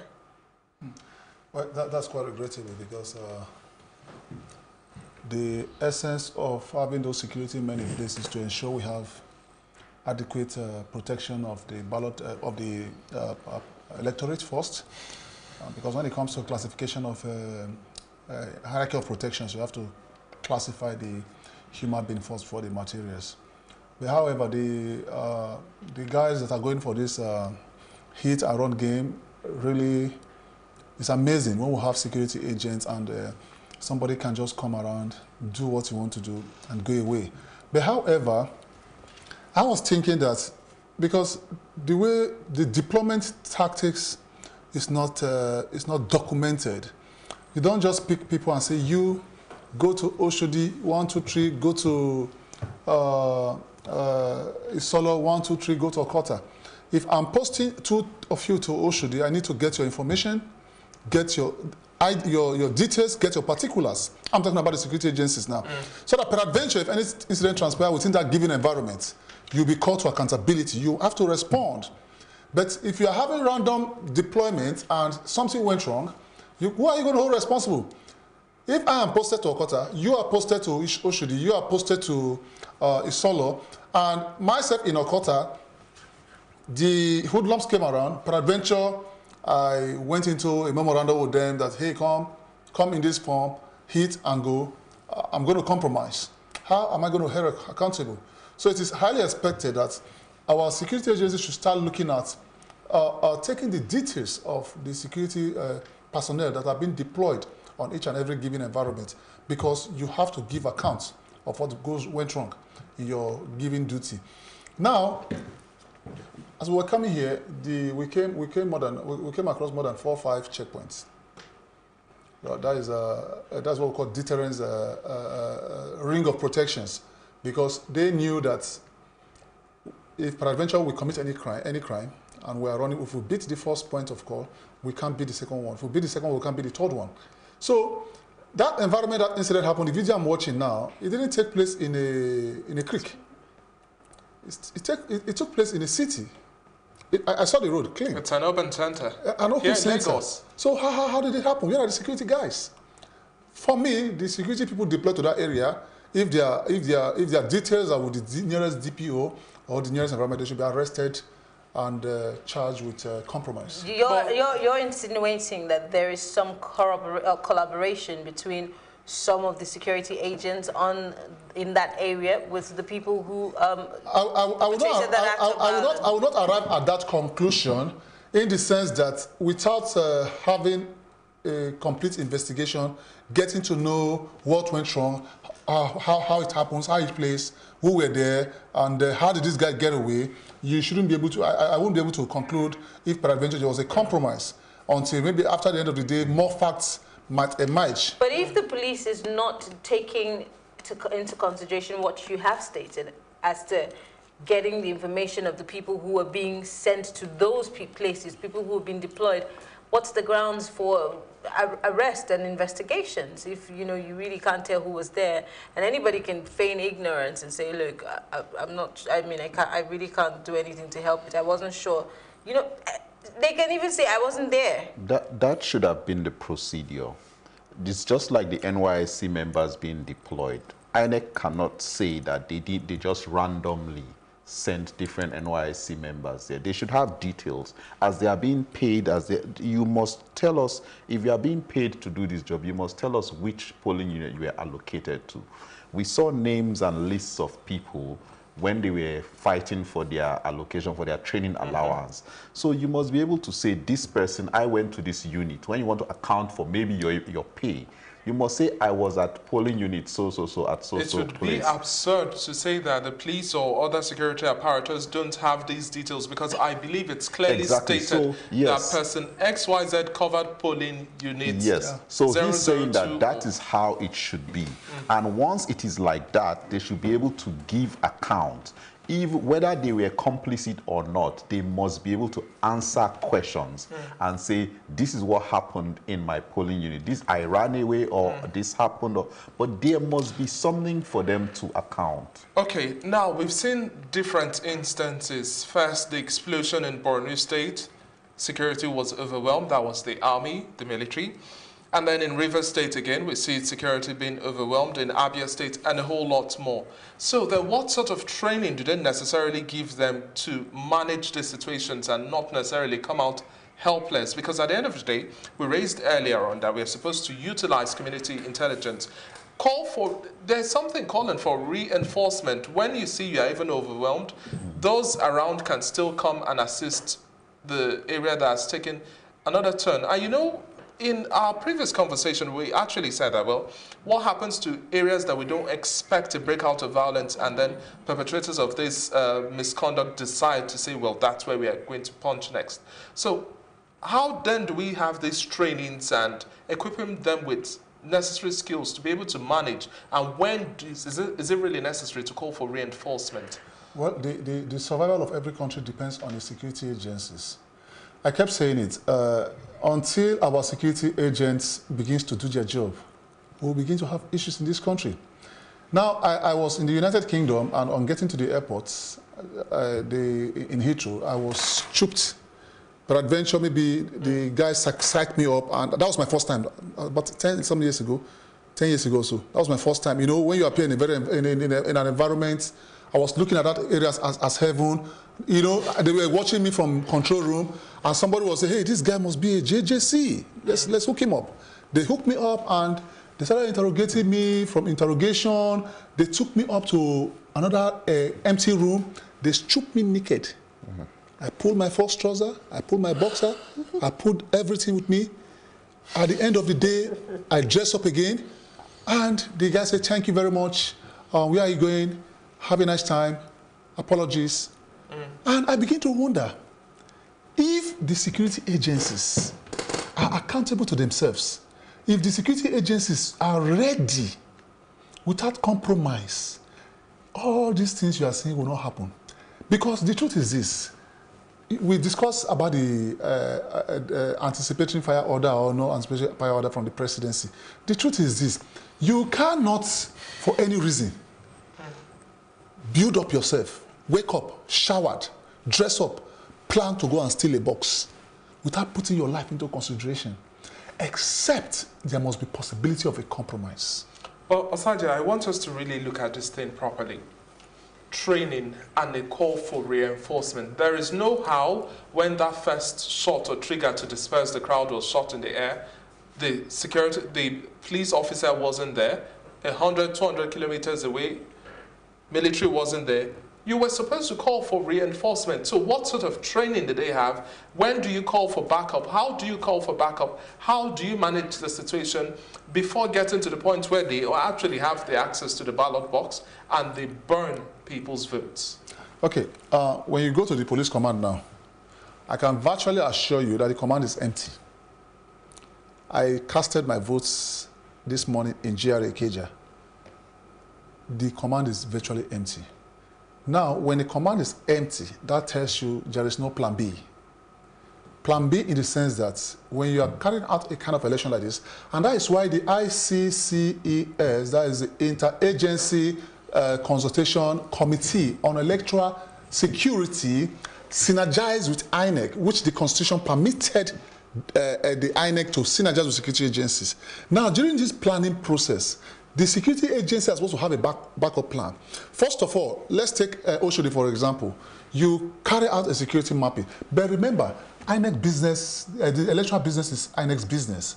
It's not the security agency's business. The Constitution only permitted INEC, peradventure, they perceive a threat within a given area, you synergize with the security agencies. Now, if peradventure INEC had carried out a security mapping of all the electoral points, after carrying out this security mapping essence is finding out possible threat areas where there is a possibility of ballot snatching, violence, or burning of boxes. After carrying out this security mapping, you highlight those hotspot areas. You submit it to the Nigerian police, Nigerian immigration, wherever the case may be. Inform them that these are the areas of concentration.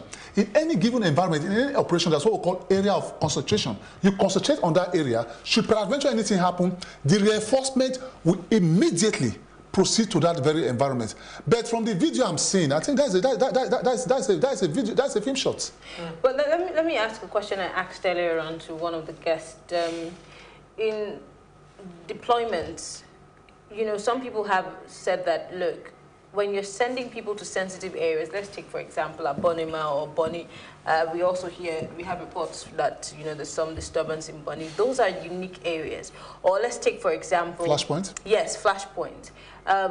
Is it not better to send people who are more acclimatized to those areas or who know their way around those areas, so they can be able to get more intel as to where to go, what to look out for, as opposed to what we do, the crisscrossing. In the moment it's time for elections, you see redeployment and randomly police officers are sent. So sometimes it's difficult for them to relate with the people in those areas because they don't know them that much, or they don't even know those areas very well. So they can't get intel as quickly as possible as they should get, which would have helped them or aided them in policing those areas a lot more better. Well, that's what we call territorial behavior. You know, when it comes to territorial behavior, you need to understand your territory. You need to understand the terrain, and you must not lose that terrain. You have to keep it, you have to protect it, and you have to be the victor of the day. Okay, if you want to go by your own position, there will be compromise. When you take people who are conversant within a given environment, there will be familiarity complex. Hey, Mr. Dixon, you are posted there. Ah, thank God, my man is here. Hey, this $1 million, have it. There will be compromise. So when you want to deploy, you don't deploy people who are conversant within the terrain. Nigerian is a land, it's a territory. You understand what I'm saying? And you are going there for a mission. And it's better for people not to know who you are so that you can be effective. There will be no intensive communication. There will be no relationship between me and you. You will do your job at the appropriate time. But the issue is we must, before you see, on election day is not the day you transfer people to the polling environment. Until we begin to plan properly, we will get things right. In an election day, that's what we call reconnaissance. When I was in service, I served in the reconnaissance unit. You first of all go and recce the environment of the enemy. When you recce the environment of the enemy, what do?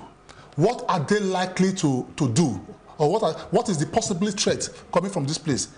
Peradventure, I am posted to this place. How do I escape? Peradventure, somebody wants to run away with election material. Which is the shortest way? So before projecting men on polling booths, in the nearest time, the people you are transferring to XYZ tomorrow, as at today morning, let them go and carry out reconnaissance. They should go and recce the environment. Najib, how do you think then we incorporate the role of the vigilantes? Because he's talked about having synergy, understanding the climes where you work. Yes, the vigilantes understand how these mappings work. They might have some leanings, but how are we supposed to be utilizing this intelligence that the vigilantes, I wouldn't recommend the use of the vigilantes. The least I would recommend is the NSCDC officials. But then why not the vigilantes? We need to know why. The vigilantes, just like he mentioned regarding familiar faces in the area, the vigilantes also could be compromised. But you know, they know who might have even come to perpetrate that burning of the ballot box. Exactly, and being vigilantes that they are, it could be their members. Vigilantes can easily be used for anything. They are vigilantes. They are not law enforcement officers. So I don't recommend... so they're not political in any way. They are very, very political. You can't trust vigilantes. But then when he mentioned earlier about going to the UK for the first time, I wanted to mention what kind of equipment, when they say they've equipped the police to handle this security during the elections, what kind of equipment are they saying? Are they saying guns or buttons that we are seeing? Are they saying radios? Why don't they, at the polling units, why don't they have cameras? Why, if virtually every ATM... CCTVs? Yes, virtually every ATM in Nigeria has a camera. Why can't we decide that these are polling units? We've used these polling units in 2011, we've used them in 2015. Why can't we upgrade? Why is every time they come with this? But these polling units are movable, they're mobile. Makeshift. Yes. And sometimes they are in schools, in front of shops, yes. And stuff. So how do you install a CCTV camera? What is a CCTV these days? It could just be a tiny camera. You set up your box cubicle, you put it there. Because if we had the Oshodi situation, can't put it in the cubicle to see who is voting for who. No, I mean somewhere where you can get a wider view of the entire area. If we had something like that, this Oshodi situation where everybody ran away, we'll be able to see. Maybe attached to one of the security lights. Exactly, we'll be able to see who came there. And even then, if there is someone in maybe like the police command he mentioned, if there are people in a room looking at all the CCTV coverage, they'll be able to tell that this person is exhibiting a very odd behavior and tell maybe the policemen around there to say, okay, move in here. We've seen 5 people, they are communicating in a very funny way, in a very suspicious way. But then with our voting, the structures we use to vote, the polling units are those same schools. There's no, maybe we should start thinking about permanent polling units that they can build there, and we know that, okay, we use these places for these things. Now, quickly, I'd like to have your thoughts on this situation as well. Do you think, how do you think we could also incorporate aerial surveillance to help checkmate the breakout of violence we have here and there? We've not had any major situation, but apart from Borno, which has had explosion and all of those. But within our local climes here, do you think it would be too far-fetched to have aerial surveillance? Yeah, that is proactiveness. That is proactiveness. It's possible to have area surveillance, surveillance. But the truth is that the world is going digital. As I am now, I might be covering this environment. You will not be aware, just with a button. Our security agencies, if they are ready to do this job, they can deploy every police officer with a surveillance pen. And with that surveillance pen, you can capture. The whole essence is to get somebody and use as a scapegoat. That is the whole essence of this. Now, when you have a security officer who is just mapping with his baton and gun, and something went wrong, how do you play that? How do you get the people that perpetrate this act? Now, when I say aerial surveillance, if, for example, a call has been made for reinforcement, somebody in the chopper or something is already moving towards that area, sees their movements, then we can actually trace these areas. When you say area surveillance is when it could be overt and covert. Oh, yeah, you understand? Overt. So I'm responding to you as to the area surveillance. It could be overt and covert. So if you are talking about effective monitoring applications, which is to say that peradventure something wrong is going on here, somebody will call the control room that this is what's happening. We need a backup immediately. There will be a backup. But the problem is we're not ready. Backup. We're not ready. We're not ready. Well, we have a report compiled, put together by Ife Arono. When we return from that, we'll continue our conversation on security in the country before, during, and after the elections. As we see, and as we know, we have been having reports from different parts of the country about disturbances or violence or skirmishes in several places. We'll be right back after this break. Thank you so much, David and Marianne. Now let us look at statistics as released by INEC regarding some issues that we should take note of, as they will affect the outplay and the outcome of the electoral process, which is ongoing. INEC has it that 72.7 million PVCs were collected. Now that is out of 84,004,084 registered voters, and that represents 86.63% of registered voters who collected their PVCs during the continuous registration exercise. Now, uncollected PVCs as of today stands at 11,228,582. We also have on record that Lagos has the highest number of collected PVCs, and that stands at 5.5 million PVCs collected in Lagos. Of course, Ekiti State with 666,591 collected PVCs has the lowest collection rate. Now let us move on to the occupational distribution of those who collected their PVCs. Starting with traders, we know that 9.01% of traders collected their PVCs, and that represents 7,568,012 traders who collected their PVCs. But for artisans, it was 4,478,202. and that's put at 5.33%. What of business persons? We have 12.87% business persons who collected their PVCs, and that's put at 10,810,006 business persons. And then we also have the civil servants put at 6% collected their PVCs, and that's about 5,038,671. And let's move on to the highest number of those who collected their PVCs, and that is students at 22,320,990, and that's put at 26,000. That is 26.57% of students who collected their PVCs, hoping that they are able to exercise their franchise during the election. And now we will move on to the next that we have to see, the next on the lineup. Don't forget that these statistics were put together by INEC. Let us look at PVC's collection by geopolitical zones across Nigeria. For the 6 political zones, geopolitical zones, starting with the northeast, we have that 10.45 million PVCs were collected in the northeast of Nigeria. And for the southeast, we have 8.59 million PVCs collected.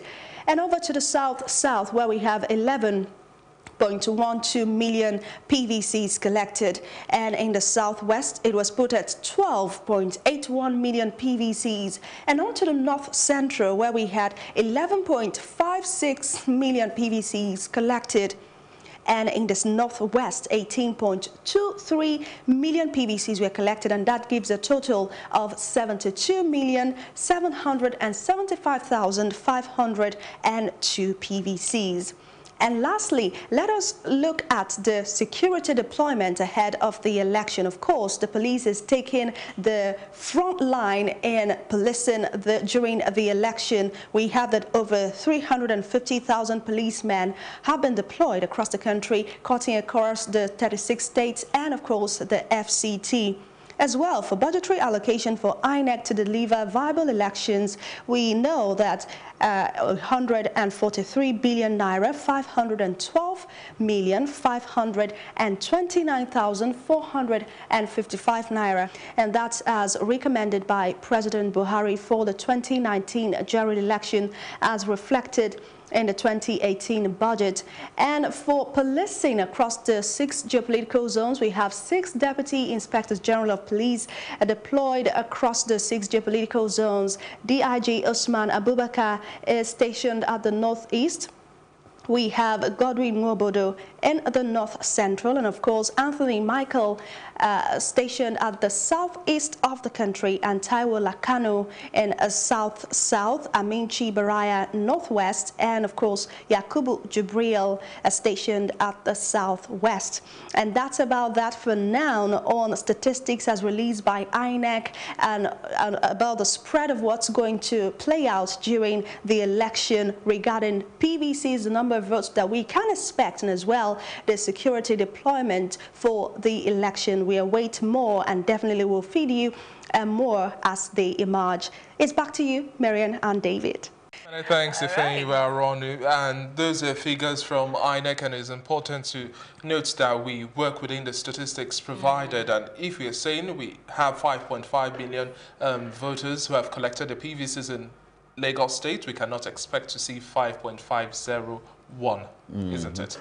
Now, 6 DIGs were deployed across. Now, quickly, Osage, who now takes the fall for the breakout of violence we've had in Lagos and other parts of the country across the different regions? What should be the response of these Deputy Inspector Generals? They have to switch into actions, because when incident like that comes on board, from the control room, they need to send in an emergency team to contend with such kind of situations. Looking at the DIGs you're just talking about, I think we should start looking at policing from a proactive point of view. Because most, especially in our own land here, Nigeria, true to say, we are more of reactive. We are more of reactive. If it doesn't happen, nobody goes there. Until somebody is being shot dead before you go there. And we also we also need to understand that this politics itself is a game of two faces. It's not a game of three-face. I'm not talking of two-face Idibia. No, not at all. Okay, because I saw you citing two-face. Two-face is not running for any position. So it's a game of two-face. You either win or you lose. It's not a do or die affairs. You understand what I'm saying? So whenever elections like this come in, we must also be mindful in projecting security agencies randomly. We need to have some reserve. For example, now in Oshodi, which division is the nearest division in Oshodi? Take in 20 reserve. Let them be on standby to pursue those that will come and snatch boxes. Amoa Duffy, 50, 40 police people stand by to pursue whoever might want to come and steal the ballot boxes. So when we have all these measures in place, people will begin to caution themselves, because some people just feel that they will strike and run away. They will strike and run away. And when they actually strike, they did run away. Because I'm yet to see any person or anybody, apart from the ones they killed. They have been apprehended.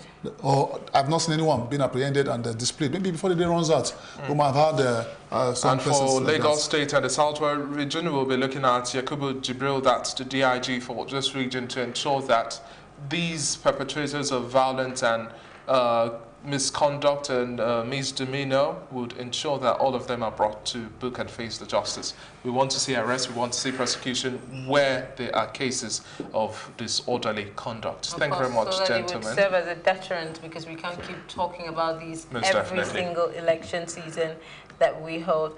Well, we will go for a break. We want to thank you, gentlemen, for being part of the conversation. We want to thank you very much, Mr. Dixon Osaje. He is a security expert.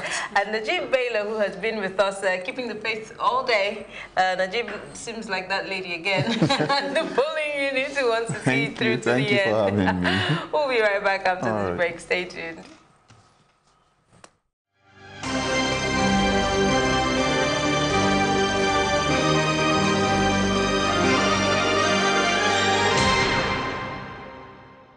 You want to know the coolest place in town? It's right here on your phone. Welcome to the Glow Cafe. Come on in. It's buzzing in the Zanga. In here, anything is possible.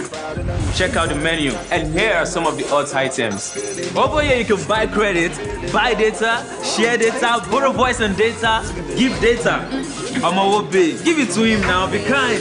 Then there is Glow Music Cafe. More than 2 million Nigerian and Africa Lamba. Glow has teamed up with the world's largest gaming catalog to bring you the Glow Game Cafe. And that's just the start. Check out the Glow Video Cafe. Countless clips, comedy and sports, direct to your device.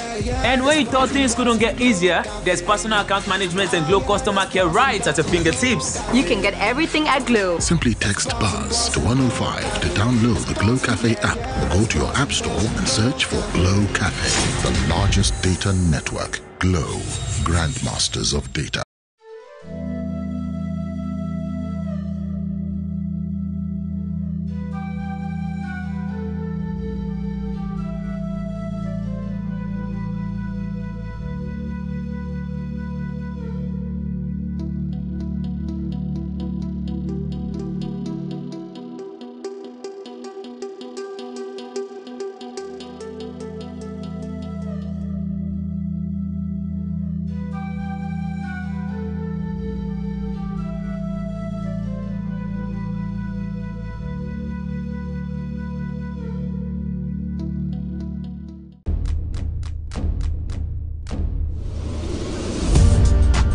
You're watching Plus TV Africa, and this is Tea Time. I loved the energy when I came in here. It was so positive. I was like, I can't live here. My real names are Akbofiufubo, Akborubomemere.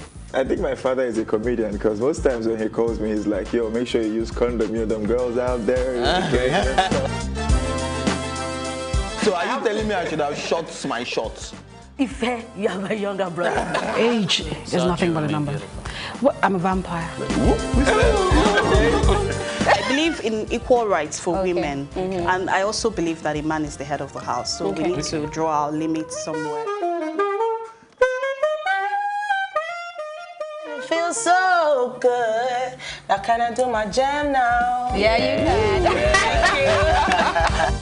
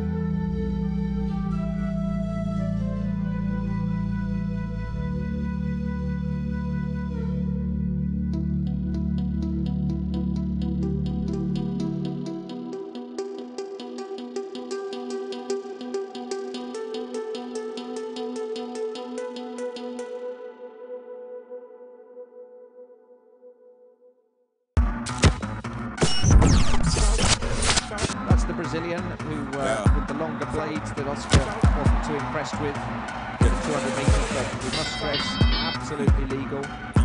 Sounds of the surf. Yeah. Loud at you, he's a hater. I don't want no bad energy. Man get used by a radar, but you can't see my energy.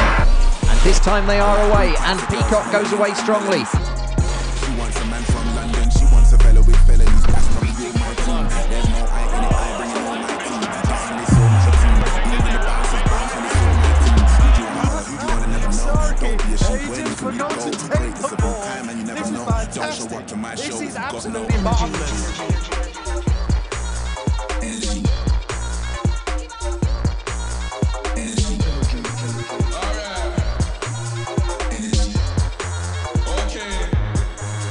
energy.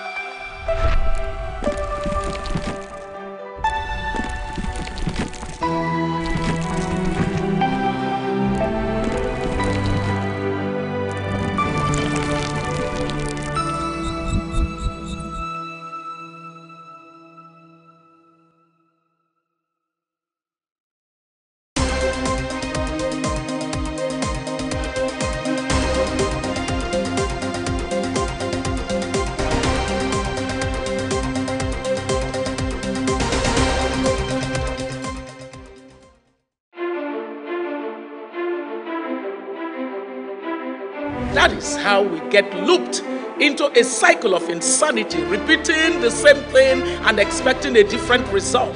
That cycle of failure is unsustainable and it has to end now. Perfection Train is back.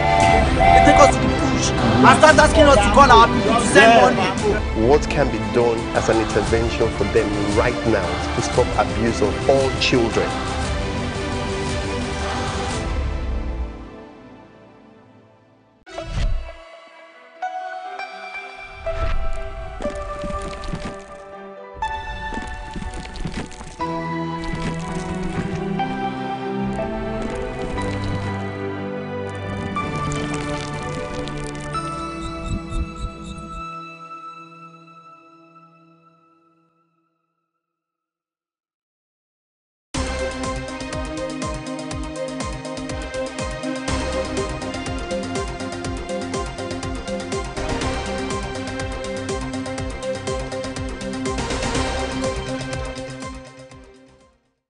Hello there, and many thanks for joining us on News on the Hour on Plus TV Africa. Here are the stories making the headlines. I'm Tukumbo Taiwo. Today's the presidential and National Assembly elections in Nigeria, and we're staying fluid with development around the country. The Independent National Electoral Commission has ordered the extension of voting time for some polling units which experienced delay due to technical challenges and complaints, including malfunctioning of card readers. The Commission expressed confidence that most of these cases will be rectified. INEC Commissioner and Chairman of its Information and Voter Education Committee, Festus Okoye, said every place where we experience challenges will be granted an extension by the number of hours lost. If a polling unit is supposed to be activated at 8 a.m. and starts by 12 noon, 4 hours will be added. Any place that there are security challenges and we can't deploy materials and personnel, the Commission will take an action on those areas. We'll bring you more details on some of the affected polling units. Former President Olusegun Obasanjo and Governor Ibikunle Amosun of Ogun State have adjudged the presidential and National Assembly polls in the state as smooth and orderly.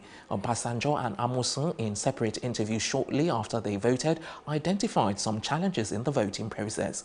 The former president, who voted at Ward 2, Unit 22 polling unit at Olusomi compound at Totoro area of Abeokuta North Council area at about 11:15 a.m., described the voting process process as smooth. He also expressed satisfaction with what he described as an impressive turnout by the electorate. I'm here to perform my civic duty where I was born, and the polling officers have made me go through the process of voting. Governor Amuson, who also voted at Ward 6, Unit 8 polling centre at Itoko in Abeokuta South Council area at about 12 p.m, also described the process as orderly. By and large, we can say that the elections are going on well and peacefully.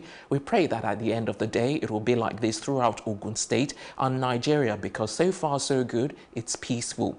He, however, described the process as tasking because of the manual authentication that the polling officers had to resort to because of the malfunctioning of the card readers. Nigeria's Vice President and APC Vice Presidential candidate, Professor Yemi Osinbajo, has cast his vote at the Victoria Garden City polling unit in Lekki, Lagos State. The Vice President voted alongside his wife, Dolapo Osinbajo, at about 10:40 hours. INEC officials at the polling unit where the Vice President voted apologized for the delay of the commencement of the exercise. And we should exercise our right to vote. All of us have a right, not just a right to vote, but a right to determine who our leaders will be. And I think that this is wonderful indeed that we can do so in a free and fair manner. So my message is that let us all just ensure that this is as peaceful as possible. Let's encourage others to go out and vote. Thank you very much. Thank you. Thank you.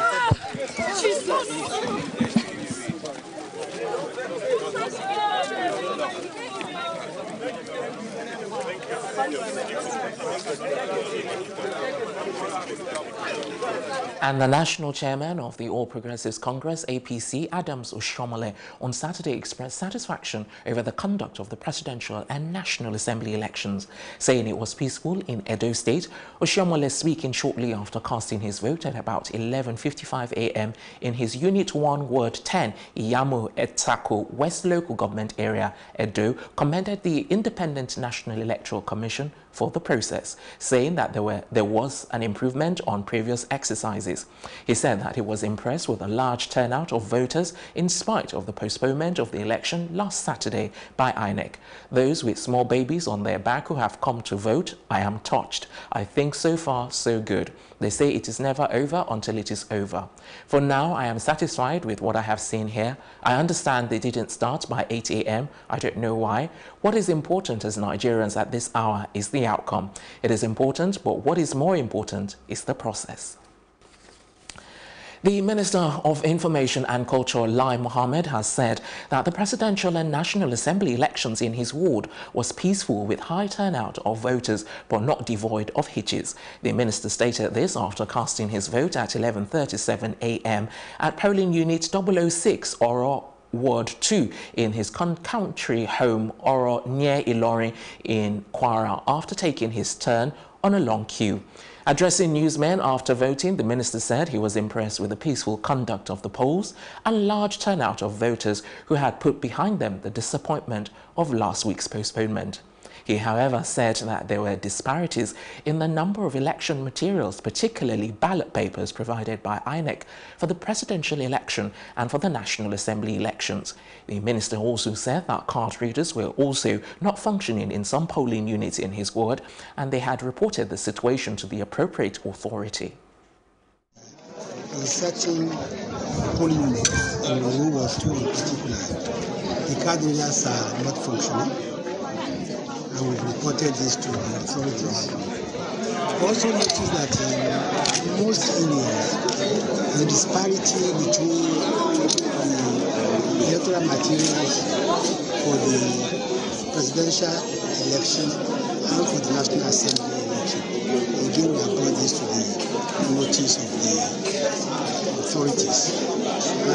Reports from other areas is that, for instance, there's a meeting in Asa local government where materials meant for Google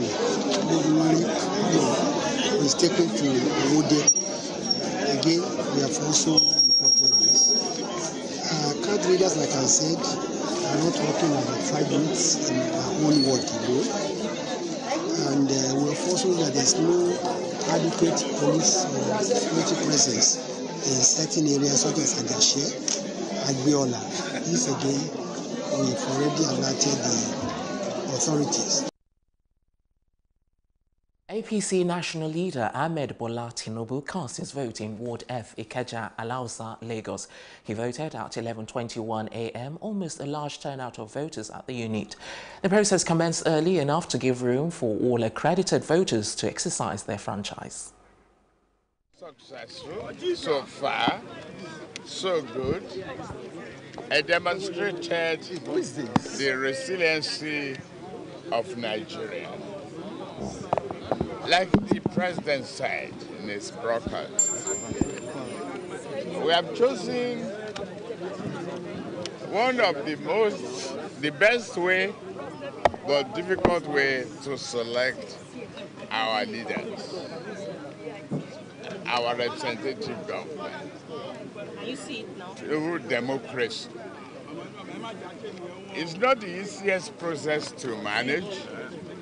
It's not the easiest system to maintain, but with resilience and strong determination, we are getting there and we are making progress. He also reacted to the event that his party loses the elections. I say accept it. That is the people's verdict. That is their decision. Any Democrat that cannot accept the result of a free and fair election is not worthy of the name being a Democrat. You must be able to accept the result of a free and fair election. Lagos State Governor Akinwumi Ambode has exercised his voting right in his hometown, Ekpe, Lagos State in Saturday's presidential election. Ambode got to the polling unit around 9:48 a.m. and voted by 1 minute past 10 a.m. He voted at Ward A5, polling unit 033, Ogunmo Dede College, Ajaganabe area, Papa Ekpe. The governor commended the peaceful process and asked people to come out and exercise their vote. You can see that I've performed my civic rights and I've voted successfully in my polling units. And from the records that I already have across the state, I can observe that the election is going on peacefully across the state. I'm delighted that Lagosians have been very cooperative. We've had peaceful nights. And ever since morning also, everywhere has been very peaceful. We want to commend INEC. I mean, they've been up to the task. And almost everywhere, election materials are in place. In the places where materials have not gotten to, obviously, you know, they are up to the task and those things are already being done. And, you know, this election is going to be very peaceful and I pray it's very successful. The governorship candidate of the All Progressives Congress in Lagos State, Babajide Sanwo-Olu, alongside his wife Ibironke, cast his vote in the Presidential and National Assembly polls at 11:53 a.m., saying the Independent National Electoral Commission can do better with timing. Like some areas on Lagos Island and Ikoyi, voting did not start at the official time of 8 a.m. at the Femi Okunu polling unit, Latif Jakonde, Ikoyi, where Sanwo-Olu and his wife voted. Speaking with journalists after voting, Sanwo-Olu said, "I believe the process is transparent, but I think we can do a bit better with timing. Outside of the time, which I know they need to do a thorough job, I think every other thing has been very smooth." He also expressed satisfaction with the turnout of voters in the area. At the same time, polling unit, a Justice of the Court of Appeal, Justice Abib Abiru, also cast his vote. Commenting on the process, the justice said, "One must commend INEC for what they've done seriously." The governorship candidate of the People's Democratic Party of PDP, Mr. Jimmy Agbaje, on Saturday said he was concerned about the malfunctioning of the card readers during voting at his polling unit in Apapa. Jimmy Agbaje, the PDP candidate, spoke with newsmen after he and his wife Biola voted at a polling unit 004 Ward A, Liverpool, Apapa around 11:20 a.m. The card reader had rejected Agbaje's fingerprints, that of his wife and those of 3 other voters. Let's put it like this, it's still early. This is just past 11. Generally speaking, we've had 1 or 2 incidents here and there. We have a situation, for example, I think in the Chelsea Ward 9, where instead of 500 ballot papers, I'm told that 400 ballot papers were produced. We had an issue in what I believe is being resolved at this point in time. But I think particularly coming to my polling unit is that I'm concerned that the card readers are not working. The 5-6 of us that came to vote before and after me, the card reader wasn't working. And that opens a lot of room to all kinds of insinuations, all kinds of mischief. So for me, where you still have a situation where you are having to bypass the card reader, it means we haven't yet got it right. Voters in the Nigerian capital Abuja were left waiting for election officials who only appeared several hours after polls were meant to open on Saturday. When gates to the city's Maraba polling center were eventually opened, a large crowd gathered outside rushed through, while some people resorted to climbing over a fence to gain entry. A woman who collapsed to the floor during the rush was assisted by fellow voters. Nigeria's elections were postponed by a week to February 23, just 5 hours before polling units were set to open last Saturday, February 16, causing shock and disappointment among many voters. The Electoral Commission said the postponement was due solely to logistical factors and denied political pressure had played any part in the decision. I'm not happy with the delay. As they say, we're supposed to board early because around 2, they'll close everything. So after that, they don't start anything. So I'm not happy. These polling booths, they say, have about 20,000 registered voters. And if about 20,000 registered voters, and by this time they have not started, you can check the number, even by the crowd outside. If there's at least up to 50 or 60% turnout, it will be difficult to finish in a day. I don't foresee them I don't see everybody that is here voting within the stipulated time.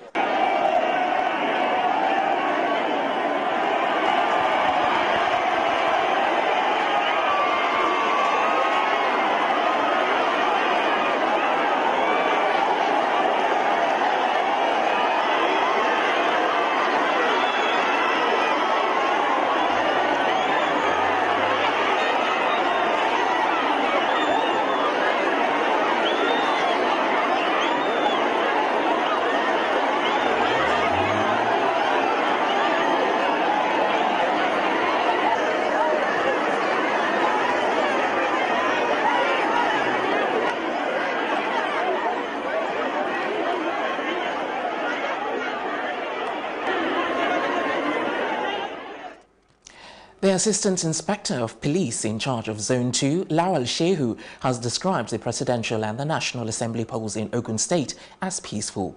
Mr. Shehu, who is in charge of police affairs in Lagos and Ogun, told newsmen in Abeokuta that he was in the state to assess the security situation concerning the polls. The security agencies have made very remarkable and wonderful arrangements here in Ogun. The AIG explained that no complaint was received from any polling center, adding that there were also no incidents of violence or other electoral offences recorded. Shehu disclosed that more than 400 police officers were deployed in the state, in addition to 3 commissioners of police, saying no arrest was made at the end of voting by 2 p.m. At least 4 persons, including 2 chieftains of the ruling All Progressives Congress, have been shot dead in separate incidents by suspected thugs in Asarama, Andoni local government area of Rivers State. APC spokesperson in the state, Chris Finebone, said the thugs shot Moan Etete, a former council chairman, his elder brother, and another victim that is believed to be his cousin. The 4th victim, simply identified as Ignatius, an official member of APC Rivers State Executive Committee, was also shot to death in Ajakaja, same Andoni local government area of Prince Secondus Finebone. And moving on to African news now, France's defense minister said on Friday that French troops fighting Islamist militants in Mali have killed one of the Sahel region's leading jihadists. Yahya Abu Haman was the #2 in command of Jama'at Nusrat al-Islam wa Muslimin, JNIM, an umbrella group for Al-Qaeda-linked insurgents in West Africa's Sahara. The group claimed responsibility for a spate of attacks to disrupt Mali's election last July and more recent strikes in Burkina Faso. Soldiers belonging to France's Barkhane force deployed in the Sahel identified Haman as he traveled in a convoy north of Timbuktu on February 21. Violence by Islamist militants has proliferated in the sparsely populated Sahel in recent years, with groups linked to Al-Qaeda and Islamic State using central and northern Mali as a launchpad for attacks across the largely desert region. French forces intervened in Mali, a former French colony, with the support of the Bamako government in 2013 to isolate a Tuareg uprising